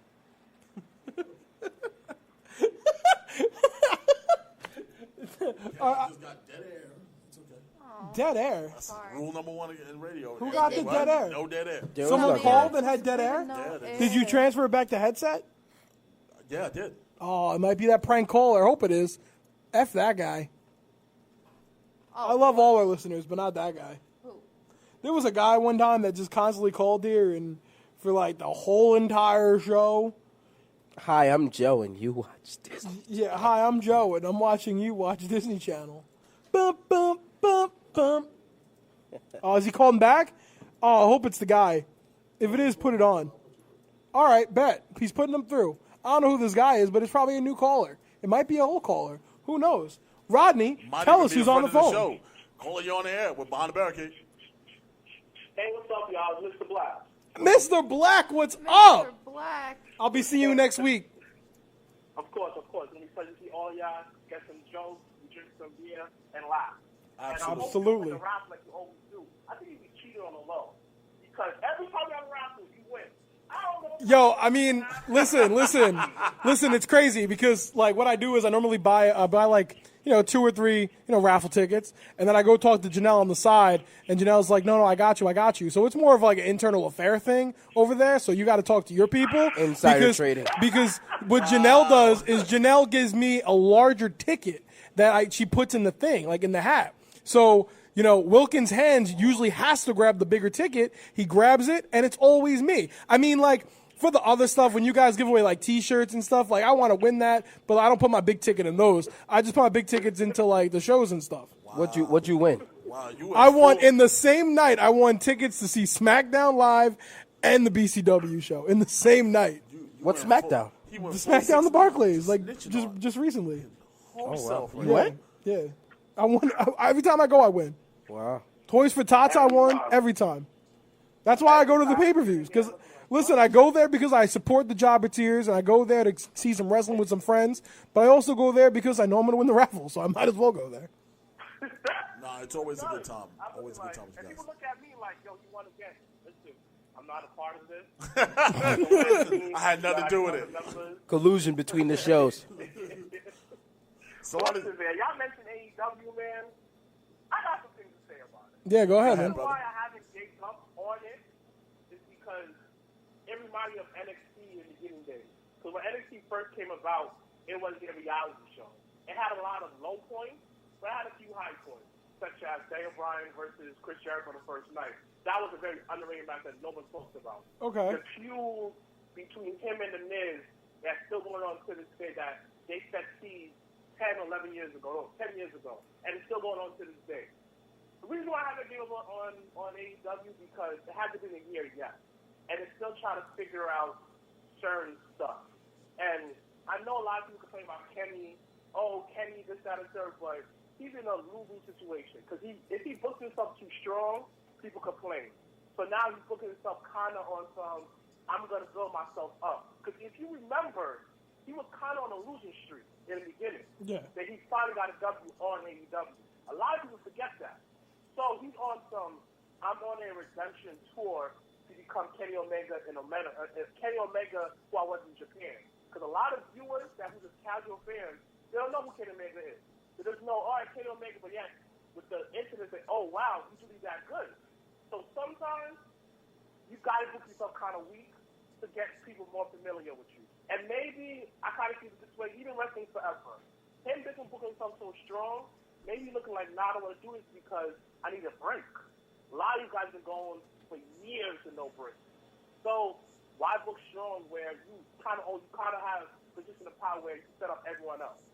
Well, And why is look, he's a tactic division, half the bump. So he's trying to prolong his career as long as he can. So that's how I see AEW. I do understand what that point of him not booking himself as strong as it is for us super fans. We love wrestling so much, but for the casual fan, they really don't know who he is. That's a very good point. That's a very good point. But to book him to kind of get booked in a certain way where you're doing tag team matches, and I understand you want to break, but right now what I think they need, because he is that good, I think they need him to be booked slightly stronger than what they're doing right now. Put him back into the singles competition, into the action. The teaming him up and tagging him might not be the route that you want to go right now, because you do have other tag teams that you can pull in or bring in to build off of and build up that division. You can actually use Hangman, or to me, Hangman Page is the one out of everybody that I feel is that doing a disservice to. He's talented. He's young enough to be a face of the company, but I know John Moxley is there. We know it. So we're not going to act like he's not. So he's clearly that focal point that you want all eyes on. But Hangman should be right there as that number 2. And I get that you put the title on Jericho. I understand all that. But it's time to now transition into who are we going to have take off that belt off of Jericho. If it's going to be Moxley, he's your face of your company. Who's going to chase Mox? It needs to be Hangman. You know, and you know what it is too? Like, you kind of, I'll use the analogy of like a puzzle. Like, if you have all the pieces of a puzzle inside a box and you dump it out, I have no idea what the picture's supposed to be. It's all these different colors and shapes and sizes, right? But you look at AEW right now, it's kind of like a puzzle where you can have a great thing, and they have so many talented people. You know, you have Hangman Page, Omega, Moxley, Jericho, Cody Rhodes, MJF, the tag team division's fire. You have Luchasaurus, Jungle. You have so many talented people, but your storylines are all over the place. Like, you claim you have the best tag team division in all of wrestling, and you know what? You might actually do. When you have Private Party, Best Friends, Lucha Bros, the Young Bucks, LAX, just to name, like, you have 5 great tag teams right there, and your tag team number 1 contenders are 2 single wrestlers who should be vying for the main title. Because after John Moxley wins and beats Jericho, because you know that's what they're going for, the other possibility you can say, okay, who can challenge Moxley is Pac. But you're blowing that right now in a number 1 contenders match. You know, you have Jericho on top of the mountain. You have Moxley chasing him. Then you have Cody and MJF fighting for, you know, just a grudge match. There's no mid-card title, so they're just fighting the fight, which I get. But there's just so much going on right now. There's no clear direction anywhere. And, you know, like we said earlier in the show, the end of the show should lead you into the next week, and that's not what's happening now. You know, like one show they kind of sit there and they harp clearly on the Cody MJF stuff, and then the next week they don't, and there's just so much going on. I totally agree that that Kenny Omega and Hangman Page should be booked more as single competitors and not as a tag team. That totally shouldn't happen. I agree. You know, what AEW needs is a mid-card title, because you have all these wrestlers fighting or wrestling for no reason and just constant grudge matches. And trust me, I love me a storyline. You know, they don't need to have a title, but when you have everybody else, like, think about it. You have Jericho, Moxley, everybody else. I see a point. I agree with that. But again, like we said it's on the show, shout out to 2020 podcast, there's no middle card. And there's no mid card. A lot of these guys are just floating, and I agree with you. Mid cards are the buffer. Mid cards are the ones that prolong the plot until the end. And a lot of these guys could be top of the card, but that is the chase in the mid card. And I agree with you, but again, AEW just came out in October. Literally just came out. So give them time to really establish themselves. And another thing is, they're having a hard time finding arenas because everybody's so loyal to WWE. So with all that stuff going on behind closed doors, they're still trying to establish their women's division. They're still trying to figure out who's doing what, this, that, and third, still putting out contracts. Just give them a real time to develop them. Because again, the same exact way that WWE was at WWE back in the day, it was terrible, and it really had like 2 superstars, Shawn Michaels and Bret Hart. People still stuck it through. So that is true. I'm just saying that overall, AEW as a whole thing, yeah, it's kind of like that your favorite toy that you know the arm is missing, but you still play with it because it has so much value and you've been through so much with them. Like with a lot of these wrestlers on the roster, I'll be honest with you, I smoked with a good chunk of them. So I have like a kind of personal relationship with a good chunk of them. So I can't just give up on these guys that I watch at the Battle Club. I watch at House of Glory. I watch at every other indie event that, all right, just because the product is not the way it should be right now, I can't just quit on it. No, and I totally get that point. I mean, like, trust me, Orange Cassidy literally high five the man sitting right next to me. Like you and what you call at an NYWC event, and Rich Swann, who I think he still wrestles for what, Impact? We held his bags. Yeah, we held his bags as we taught me ex Janelle. We talked him into going to get an autograph from Bret Hart. Like all those guys and some of those guys in AEW, it's interesting because from doing a podcast and being a wrestling fan, you're able to build personal relationships with those guys. But and here's what sucks is those guys are getting are taking a back seat to all these, big name talent, which cool, I'm down for that, but you're not doing anything with the big name talent. Like, for instance, and maybe my AEW hatred comes from the internet wrestling community because the internet AEW could do no wrong in the internet wrestling community, and it's kind of annoying, where where you think about it, you have two guys wrestle and they could be past their prime in WWE, and they get shitted on the entire time. Like, why are they doing this? Why are you doing this? But AEW literally had DDP and Goldust. That spots, those two spots, could be someone like a Rich Swann, like an Orange Cassidy. You know what I'm saying? That, like, you have all these big name talents and you signed all these big name guys so they don't go anywhere else. I mean, it's also a WWE problem too, but the thing with WWE is they signed all these people, but they could put them on so many different brands. So many shows. NXT UK, whatever type of brand, that they get some TV time. These younger guys aren't getting a lot of TV time on AEW because they feel obligated to push the over guys, the Pacs, the Omegas, the Hangman Pages, and stuff like that.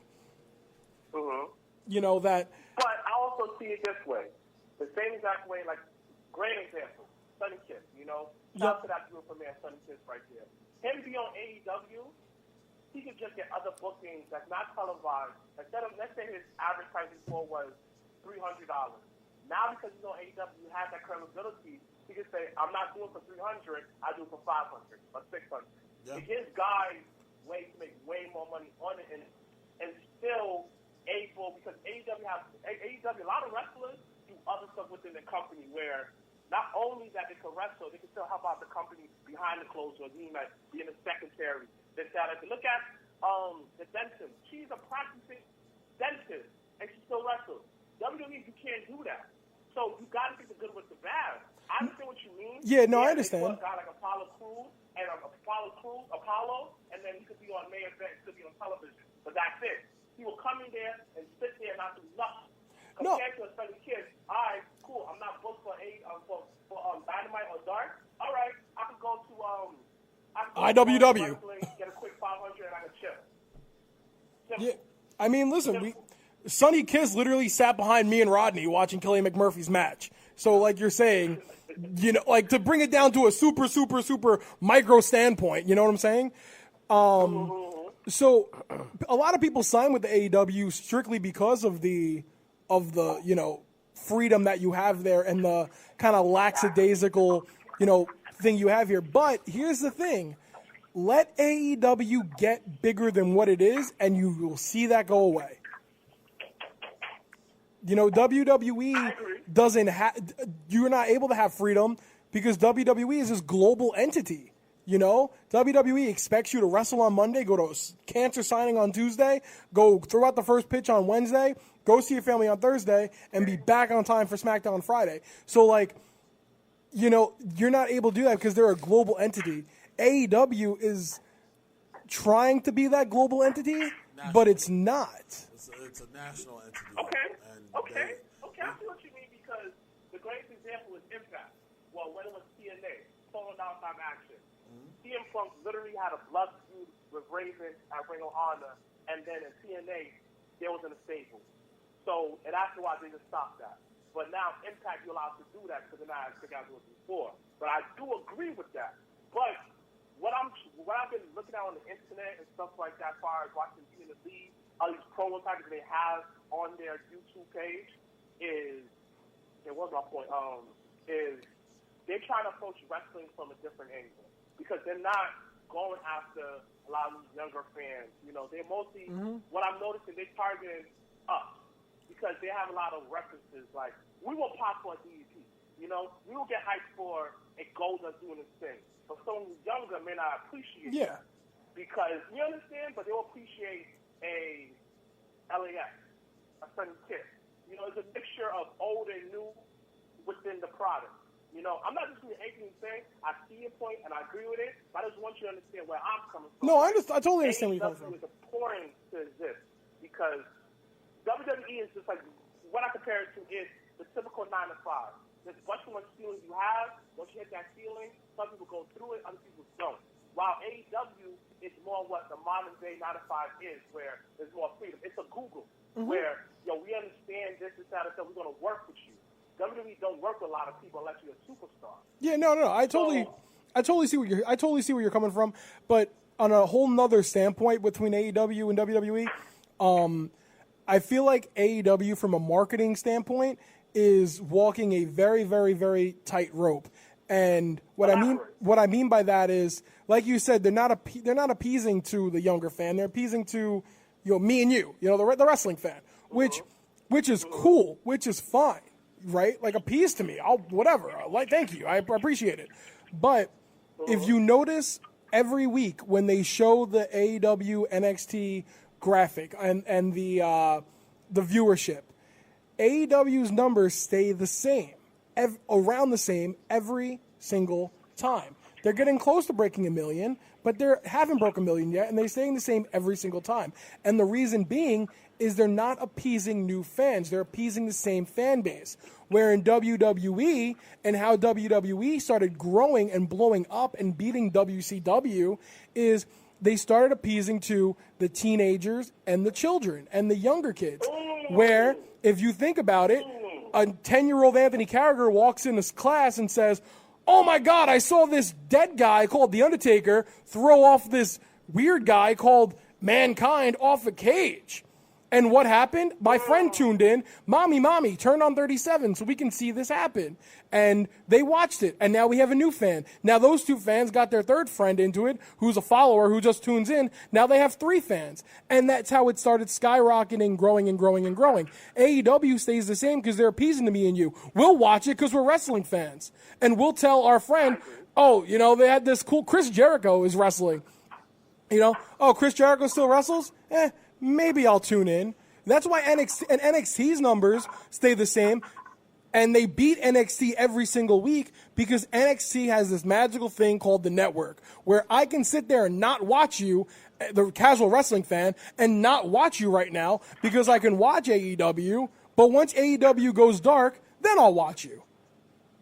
And AEW does not appease they're appeasing to the now and not the future.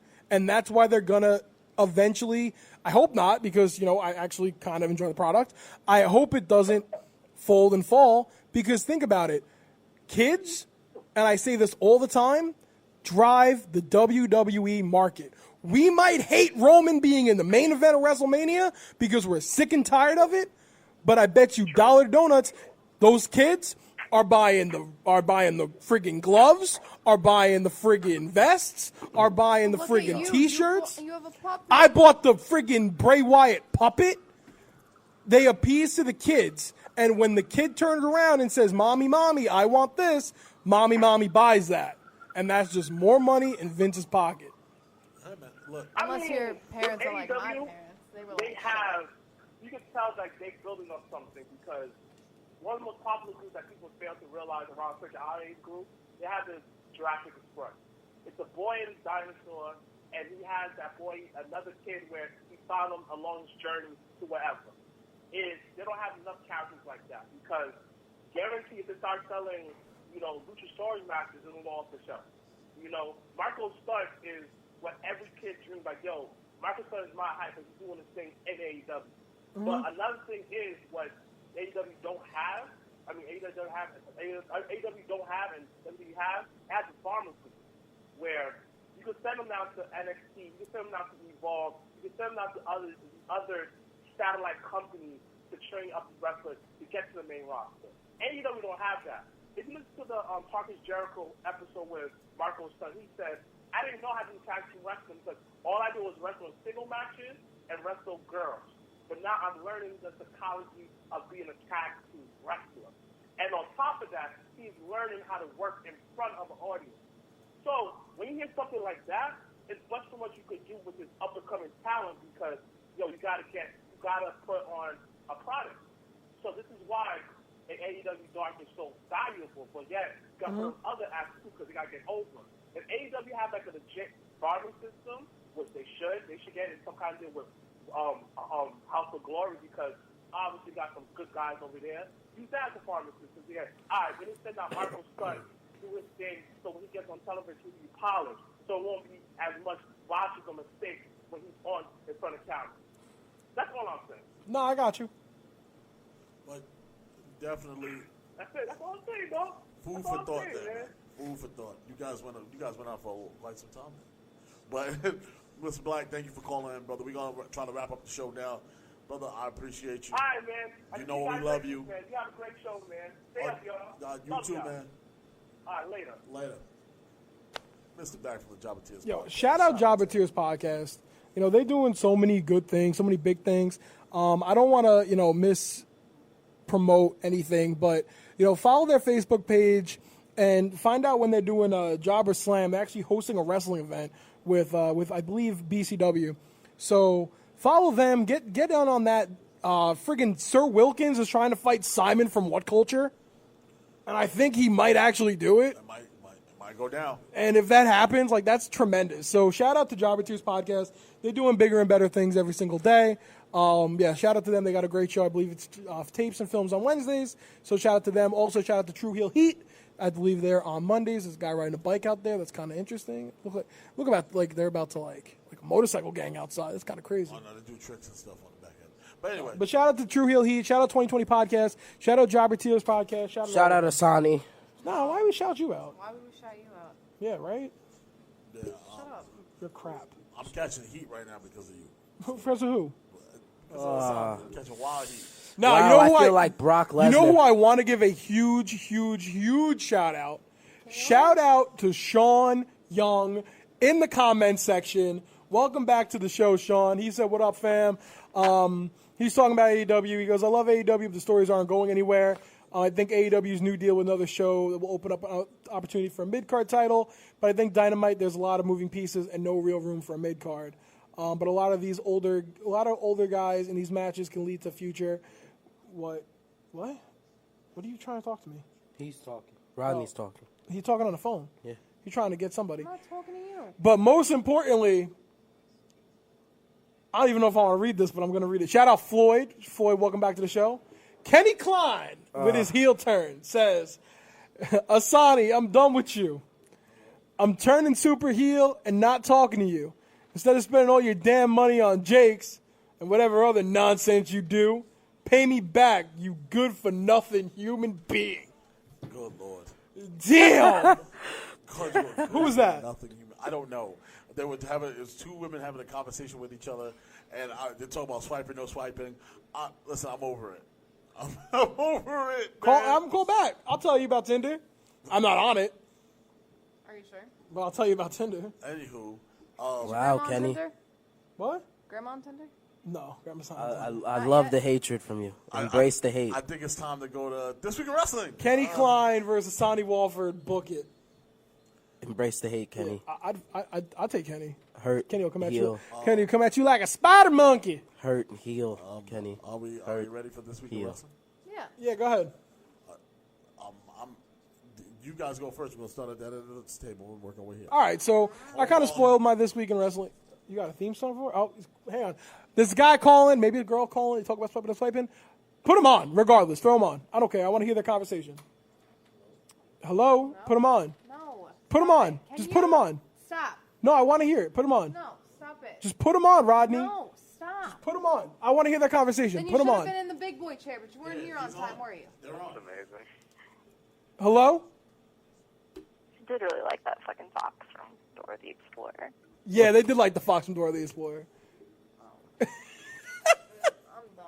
I wish I had it recorded. I wish they had it recorded too, yo. There's this crap. You recorded it. Hang up the phone. All right, I don't know what the hell that was. I don't know who's trolling us, but I have a funny feeling who it is. Who is it? The same guy that was trolling us before. Probably. Is he calling back? I'm not going to deal with the flashing light in my eye. Is he calling back? No, he's not. Let me tell you something that they could get off on pranking our show. You prank our show, that's funny. I love it. You should do it more often. But I'm going to make you famous. It just shows how much of a little wee having son of a bitch you are. Whoa. So Please be prank careful. our show. Listen, we are now on radio.com. Can we please be careful with the language? Prank our show, that's fine.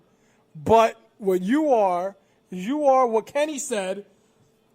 I'll read it again. A good for Not nothing. you, but the guy pranking our show. You are a good for nothing. No good.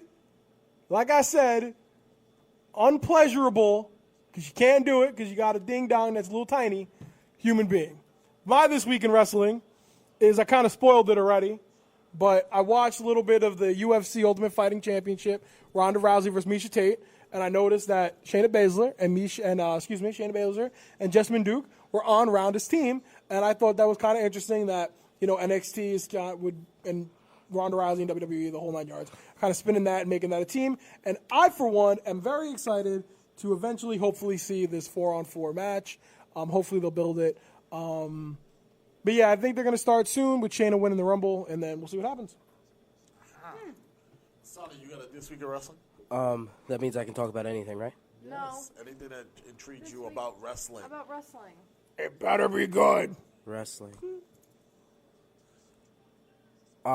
Actually, tying into the UFC that Anthony was talking about. That's not wrestling. It's technically wrestling. You're not wrestling. UFC You know what, went fine. back, like, way back. Like, UFC 1 through, like, 50, when you had Gracie wrestling, and it was really, like, it wasn't about the weight classes. It was more about, like, who get knocked out first or whose, There was no fighting time style was better. And I was watching a few videos, and I think his name is Roy Gracie. He was just ridiculous. Gracie? I think it was Gracie something. I don't know. And his, like, he just didn't lose. Did he have a whole He had, on? yeah. He just didn't lose. Royce Gracie. Crazy. But yeah, that man also choked out Dan Severn by him in a weird position. Dan Severn was on top of him, and What a he game. had him full mount. And we don't know. Still to this day, we don't know how he choked him out. But he choked him out from a bottom position, which was really weird. And I can't explain it. You have to go back and watch it. But all of a sudden, you see Dan Severn's butt go in the air, and Then he's tapped out. yeah, he was out. I was like, what just happened? So back in those days, it was crazy, man. It was like fight to the death. Kayla, you got it this week in wrestling? Since they're gonna talk about stuff that's not wrestling, but they're talking about fighting, I'm just gonna give a shout out to Ben Dan Severn Solo who wrestled in saved WWF. Star Wars: The Rise of Skywalker. Still haven't seen it. Well, you didn't miss much. You know who I want to give a shout out to? I want to give a shout out to my mom, whose birthday is tomorrow. Happy birthday to Happy birthday, Robin. It's the black happy birthday song. She's 30. Why does it have to be the black happy birthday? Because that's song? the happy birthday that's on, See? She's gonna be 30. Your mom? Yeah. Well, She looks wonderful for 30. Yes, she does. okay. Love your mom. She gave us shots and stuff that done. I And remember then that. we drove. And then we drove. Shout out to mom. Shout out, I want to give a shout out to your friend Megan Bowles, who went to SmackDown Live, She did, and she was and like, her husband fell asleep on 205 Live. Knocked out during He 205. did. My man was dead to the world. My man slumped watching Davari or somebody fight, but it was It was know- Tyler Breeze. She got on TV. yeah, and she got on TV. I love My Megan question Bowles. is, who's I'm- watching Ezra? None of your business. Bray Wyatt? mom shaming? Bray Wyatt? Wow, I know he mom shamed me. You see that? Wait, Cancel. Megan has a whole husband and a kid? Oh my Why god. you trying Yeah. to holler? You trying to? No. This baby's almost 7 months old. Oh, well, it's recent. I haven't been here in like 7 No, months. almost 8 months. 8 months? 7 months? Well, anyway, shout out to Q Baby Ezra. Shout out to Megan Bowles. I know. Shout out I to love her her husband. very much. All Christian. enjoyed His SmackDown name's Live. I wish they Christian. called in today to talk about the SmackDown Live show, but I guess they're doing baby things. They got I cute guess babies. they do. They don't want to watch this crap. baby thing. I wouldn't want to watch this crap. Honestly. That's funny. All right, Rodney. Crap! Rodney. Ronnie got probably a stupid this week in wrestling. No, I No, really he don't. probably All right, has what the is best it? I one. just Probably. no. Now I got to know why my this week wrestling got to be stupid. I don't think it's stupid, Rodney. I'm kidding. Why? Remember, kidding. remember, Rodney. I don't think it's stupid. Thank The you, reason brother. why I said I think this week in wrestling stupid was I meant to say it in the Reverend Mar voice, but I forgot. My this week This in was wrestling- probably stupid. My this week in wrestling was planning out my whole WrestleMania week. Easy. Wake trying- up, Rodney. get drunk, go to I'm wrestling. trying- I'm trying to. Did you? What was the deal that you made with Patricia? Whatever. Yeah, your wife. Oh no, I'm going. Did you do it? Almost there. Almost there. All right, Rodney. I believe in you. Yeah, he What bought this the is- ticket, the what plane this is- ticket, the hotel all without me. So So, but listen. That's okay. Dick. I don't have anything. But You're growing. I guess not. I will be there. blame your cousin. And this one is blame my everything last on hurrah for a long time. What do you guys. mean, So- my last hurrah? Well, my last time I can actually go away from my wife for a long period of time. Why? Listen, man, For- we're going to for WrestleMania reasons- every year. Reasons that cannot be disclosed at this time. Okay. Uh-oh. Listen, Rodney, you having a baby? Reasons that cannot be disclosed Rodney. at this time. How you being mad loud for? Rodney's having a baby, guys. Reasons that cannot be disclosed at this time. What is going on? Anyway, Boom shakalaka. Boom. Proud of you. there is a slight concern that Ryan brought up to me. What? What happens? Just say. If it rains? I was thinking about this. Well, we know Albert won't take you guys home. I was thinking about this. I was sitting there nice and saying, dry I in had my such car. a bad experience last year. Nah. So every time me and Caitlin go somewhere, it always friggin' rains. We went to Camping World, and it didn't rain. Yeah, but that's what I'm saying. Camper World was We got fine. hit by It drizzled at the end. we got hit by fireworks. Fireworks, though. Yeah, but the one thing I did say was, what happens if it does rain? They got the tent. They got that tent over it. I The wanna tent know. over it. Over the. I'm talking about for us in the in stands. rain. We get wet. It's WrestleMania. It doesn't matter. If it rains, A meteor could fall. Guess what? It's That was WrestleMania. my same reply to Ryan. Like, I said, don't We're care. dealing with Vince McMahon. The show must go on. He don't care. He is not. He is not stopping WrestleMania. They'll have something cover the ring. Wow, you guys really don't listen to Queen? They'll bring umbrellas. You do. yeah. Marty Scurll confirmed. Oh, Jack. That's it. With Jack Gallagher. No, if it rains, they have the tent. That's why all those seats are obstructed, because they build those pillars, put the tent over it in case it rains. Thank God I'm sitting that on. Thank God. Yeah, that's why I'm sitting mid and be able to see it. And Tickets are cheap this year. because there's no direction yet. Let someone dope win the Rumble, you'll see. Let CM Punk win the Rumble, and there's probably no way you're getting a ticket. Nope. Didn't think so. He's not winning the Rumble. Okay, folks. Well, What a great show. I want to know, have you ever seen the rain? You know that song? I do, but my head hurts. I'm tired of hearing you sing it. Falling down. Who sings it, Anthony? Queen. no. Are you kidding me? I don't know who sings it. Do you know who sings it? It is not the Little River Band. Oh my God. I want to know. All right, I'm done. Well, it was good to be back, guys. This is my last Sunday off for a while. Well, you no good for nothing human being. Yeah, thanks, Kenny. I don't know why Kenny hates me. That's my question. Because I associate myself with you? I guess so. Must be. No, whatever. I don't like Ryan, but I'm just not mad at Andrew. Look. Not like Ryan's going to listen to this anyway. He doesn't support us. Can we all agree that we don't like Mike?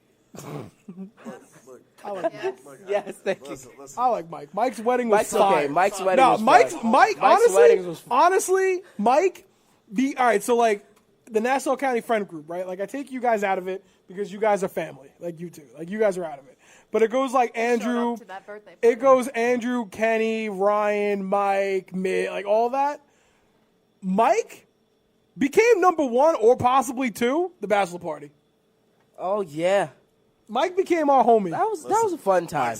Mike's bachelor party was a success. Hey, that was a Interesting time. great time.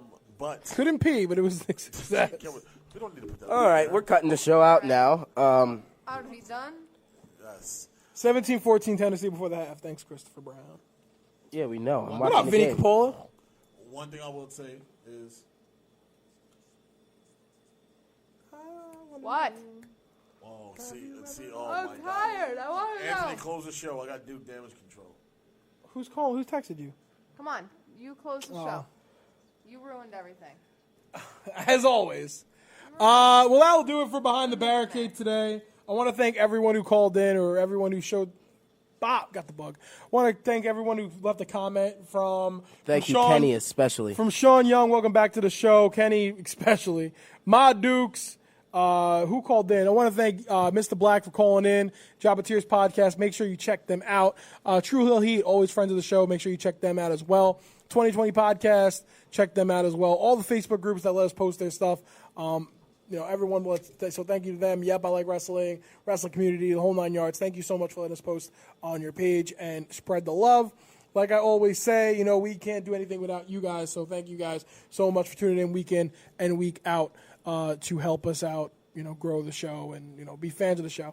Guys, if you're not following the Facebook page, make sure you follow the Facebook page. It's up in the description. So if you're looking, it's should be over there, or maybe it's up there if you're on the phone. So make sure you click Behind the Barricade and like and follow that page as well. That's where you'll get us. Also, follow Worldwide Sports Radio Network. Well, we do have other shows that talk other sports, such as baseball, boxing, MMA, football, basketball, the whole 9 yards. So, guys, Worldwide Sports Radio Network is another way to find us. Why is the phrase always And it's 9 Worldwide yards? Sports Radio Network. You can go to Worldwide Sports Radio Network, the website. You can go to the Facebook page, Twitter. We have all the social medias. We also are on radio.com. So if you go to radio.com app, you can look up Worldwide Sports Radio, and you will find the Behind the Barricade episodes. Also on Spotify as well. Look at Worldwide Sports Radio Network, and you will find our shows there as well. Yeah, you can do all that.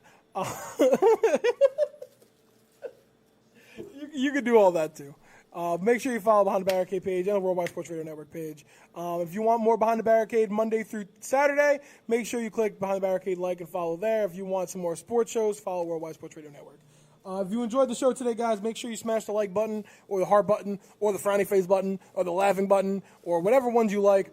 Anything helps. Anything. You can frown us. I mean, we suck. You can frown us. If you like us, make sure you smash the like button. If you love us, smash the heart button. What other buttons can you press? And more content is coming. If you're angry at us because someone owes you money, this guy, I'm angry at you. hit the mad button. If you're angry, I'll hit the mad button right now. why are you mad at me? I want my $100. Yeah, if you're mad, then hit the mad button. Oh, you owe money too? What's up with these people from Riverhead always owing people money? Yo? What is I with can't you be guys? trusted. All right. You guys are literally This uncut is where gems. this is where I make my exit. If you're shocked, if you're shocked at some breaking news here, then you can hit the little shock I think button. Rodney might have some breaking news soon, but we won't talk about that. I don't have any breaking news. Sex Education Season 2 is now on Netflix. Also, Stream Marriage Story on Netflix on you haven't- 6-time Academy if you Award haven't watched nominee. the documentary on Aaron Hernandez, I have not yet. I heard it was phenomenal. Oh, it's fire! And if you haven't watched Fire! you, That not show's watching crazy. you. I'm not watching I feel you. bad for you. Watch That show's Always crazy. Sunny in Philadelphia. And shout out to my boy 50 Cent. Power has. Oh my God! If you watch Power, come on, we're gonna get that third episode tonight, y'all. We're Speaking gonna of find out 50 who shot Ghost? Speaking of 50, Eminem dropped a new album. Halsey's album. Trash. That album was We will trash. listen Are you to kidding me? Halsey's Free album in the car. Tekashi 6ix9ine. No. That album was full moose caca. No, that album was pretty solid. It was pretty good. That album was bad. We'll Mac listen Miller to. album better than his album. Instead, we'll listen to Halsey's album in the car. The actual prestige of that night of drop. Album. Halsey actually did drop pretty good music. Okay, maybe Halsey's album was actually phenomenal. Pretty good. Fire! 3 a.m. It's a pretty good song off that album. All right. 3 a.m. 3 a.m. Great song. Didn't it make you feel like an Avril Lavigne 2000 song? Something So like that, good. You think Asani listens to Avril Lavigne? yeah. I did. bet I you did. did. I listened to everything. I don't Who like your didn't listen girlfriend. to Avril Lavigne? I'm going to see Tori Kelly on January 31st. Yeah, he loves Tori Kelly. Where's she Love him performing? some Tori Kelly, boy. Somewhere in the city. We're gonna Tori listen Kelly's to the one who album goes, in the car. Nationwide is by your side. Yeah, she did do the nationwide jingle. It was, Did she do the Coca-Cola commercial too? yes. Tori Shout Kelly is out a great Regal human switching to being. Pepsi. Stupid move. Hey, as long as they have cherry Pepsi, I'm not mad. All right. That's going to do it for us today, guys. Rodney, thank you for holding it down in the power chair. Power chair. For Anthony Why is he Carragher, going back? We are still live, pal. For Anthony Carragher, Rodney Harris, Asani, thanks for joining us. Make sure you pay Kenny back. Kaylin King, this has been Anthony Behind the Carragher, Barricade. make sure you pay Kaylin back. Yeah. I'll pay him back when you pay. I'll pay her back when you pay Kenny back. All right, sounds good. Come on. You want to go, Jakes? That'll be it for us. That'll be it for us today, guys. Make sure you like, share, and follow so we can get bigger and better and do bigger and better things. We'll be back next Sunday, 2 to 4 here on the Worldwide Sports Radio Network to break down the 2020 Royal Rumble matches. And we are officially going to start the car and go on the road to WrestleMania. But that'll do it for us here Your today. car won't start, though, and then you'll have to bribe me with $100 to get me to jumpstart your car. I need to get on the road to WrestleMania, so sometimes. But that'll do it for here today. Make sure you keep it locked here, Worldwide Sports Radio Network. Tomorrow is Monday. Tomorrow morning, you can check out the Morning Boys here on Worldwide Sports Radio Network. They got a good show. But that's it for us, guys. Take it easy. Enjoy your Sunday. Rodney, hit the button and close us out. You're listening to the Worldwide Sports Radio Network.